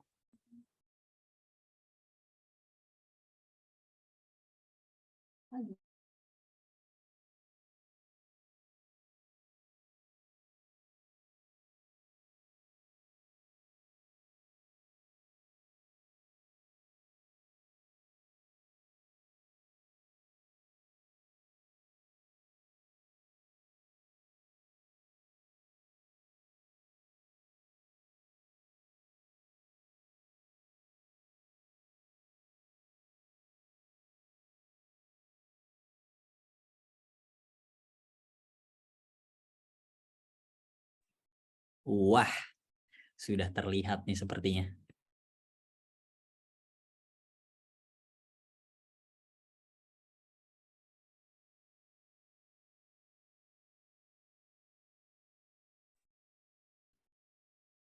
Oke guys, sudah terlihat sepertinya siapa di puncak klasemen sekarang. Ada Rian Hidayatullah, ada Bagas, dan juga ada Kayla A. Jadi, oke ya, all done ya. Udah aman semuanya. Jadi selamat untuk 3 pemenang. Ada Rian Hidayatullah, ada Bagas, dan juga ada Kayla A. Jangan lupa kalian screenshot dan juga kirim nama kalian ke contact person yang akan ada di kolom chat ya. Kalian private chat ke contact person yang ada di kolom chat. Untuk Rian, Bagas, dan juga Kayla. Di screenshot juga jangan lupa sebagai bukti. Oke, terima kasih guys atas antusiasnya. Sekarang aku mau ingetin lagi nih. Untuk teman-teman yang udah hadir untuk partisipan, kalian boleh banget untuk mengisi link absensi yang ada pada kolom chat. Karena absensi ini juga syarat untuk mendapatkan e-certificate yang kami sediakan secara gratis. Di sana juga ada form evaluasinya juga, sekalian kalian bisa diisi juga ya. Jadi jangan lupa diisi untuk mendapatkan e-certificate-nya teman-teman. Oke, selanjutnya aku ingin mengumumkan announcement hadiah untuk 5 penanya terbaik. Dan juga tadi untuk prize score tertinggi di post-test sebelumnya. Langsung aja, selamat kepada penanya pertama. Ini ada dari sesi pertama tadi, dia udah nanya dengan keren banget. Selamat kepada Andi Kurniawan. Yeay. Andi masih ada nggak Andi? Ya, aman Kak. Oke. Untuk pemenang nanti langsung hubungin kontak person ya. Dan ini jangan lupa, untuk yang prize score, jangan lupa untuk screenshot ya. Oke, untuk penanya kedua, ini ada Novita Aryani. Selamat. Masih ada nggak Kak Novita? Oke. Apakah sudah tidak ada? Oh ada. Oke. Langsung dihubungi ya kontak personnya. Jangan lupa untuk ngeklaim hadiahnya. Penanya ketiga ada dari Herlina Lumban Gaul. Selamat. Masih ada nggak Herlina? Halo Kak. Oke, langsung di kontak aja ya kontak personnya di kolom chat. Selanjutnya untuk penanya keempat, ini ada dari Betari Vita Andriani. Selamat. Masih ada Betari? Masih ada Kak. Oke, langsung di kontak aja ya kontak personnya. Selanjutnya ada Alivia Anissa. Oke, selamat kepada 5 penanya terbaik. Dan juga tadi ada 3 prize score terbaik, ada Randy, Bagas, dan juga Kayla. Kalian langsung hubungin aja ya kontak person.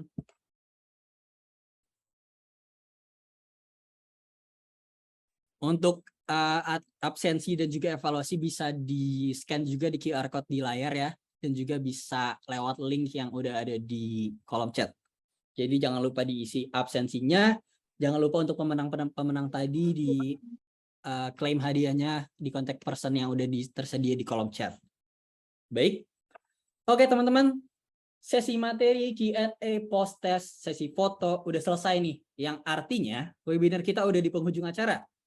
Sebelum mengakhiri acara ini, aku ingin berterima kasih kepada pihak Dewan Asuransi Indonesia dan Teguh Insurance yang sudah berkolaborasi dengan BEM FEB UI. Terima kasih sebesar-besarnya kepada Bapak Jonathan dan Ibu Prita yang telah membagikan ilmu tentang karir dan juga perencanaan keuangan kepada kita semua. Akhir kata, terima kasih juga kepada teman-teman yang sudah menyempatkan waktu dan untuk mengikuti webinar pada siang hari ini. Serta selamat sekali lagi kepada para pemenang yang telah mendapatkan hadiah dalam webinar kali ini. Jangan lupa kalian kontak ke kontak person yang ada di kolom chat ya. Dan semoga informasi dan materi yang diberikan pada hari ini menjadi bermanfaat bagi kita semua. Sampai jumpa pada webinar Brio Project lainnya. Kami tunggu ya. Terima kasih.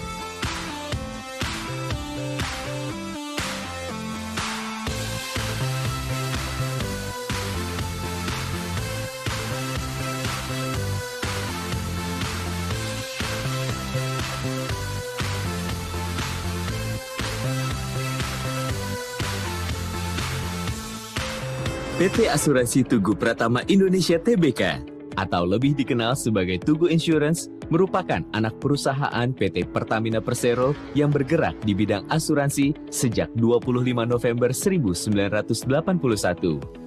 Terdaftar dan berada di bawah pengawasan Otoritas Jasa Keuangan, kami terus mengembangkan kualitas perusahaan melalui 3 produk asuransi yang kami miliki.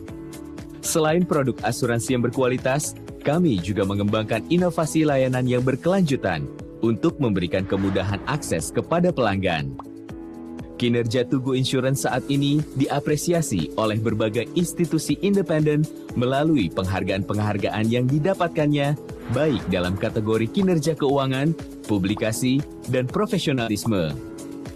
Saatnya saling menginspirasi dan berani lebih baik untuk meraih masa depan bersama Tugu Insurance.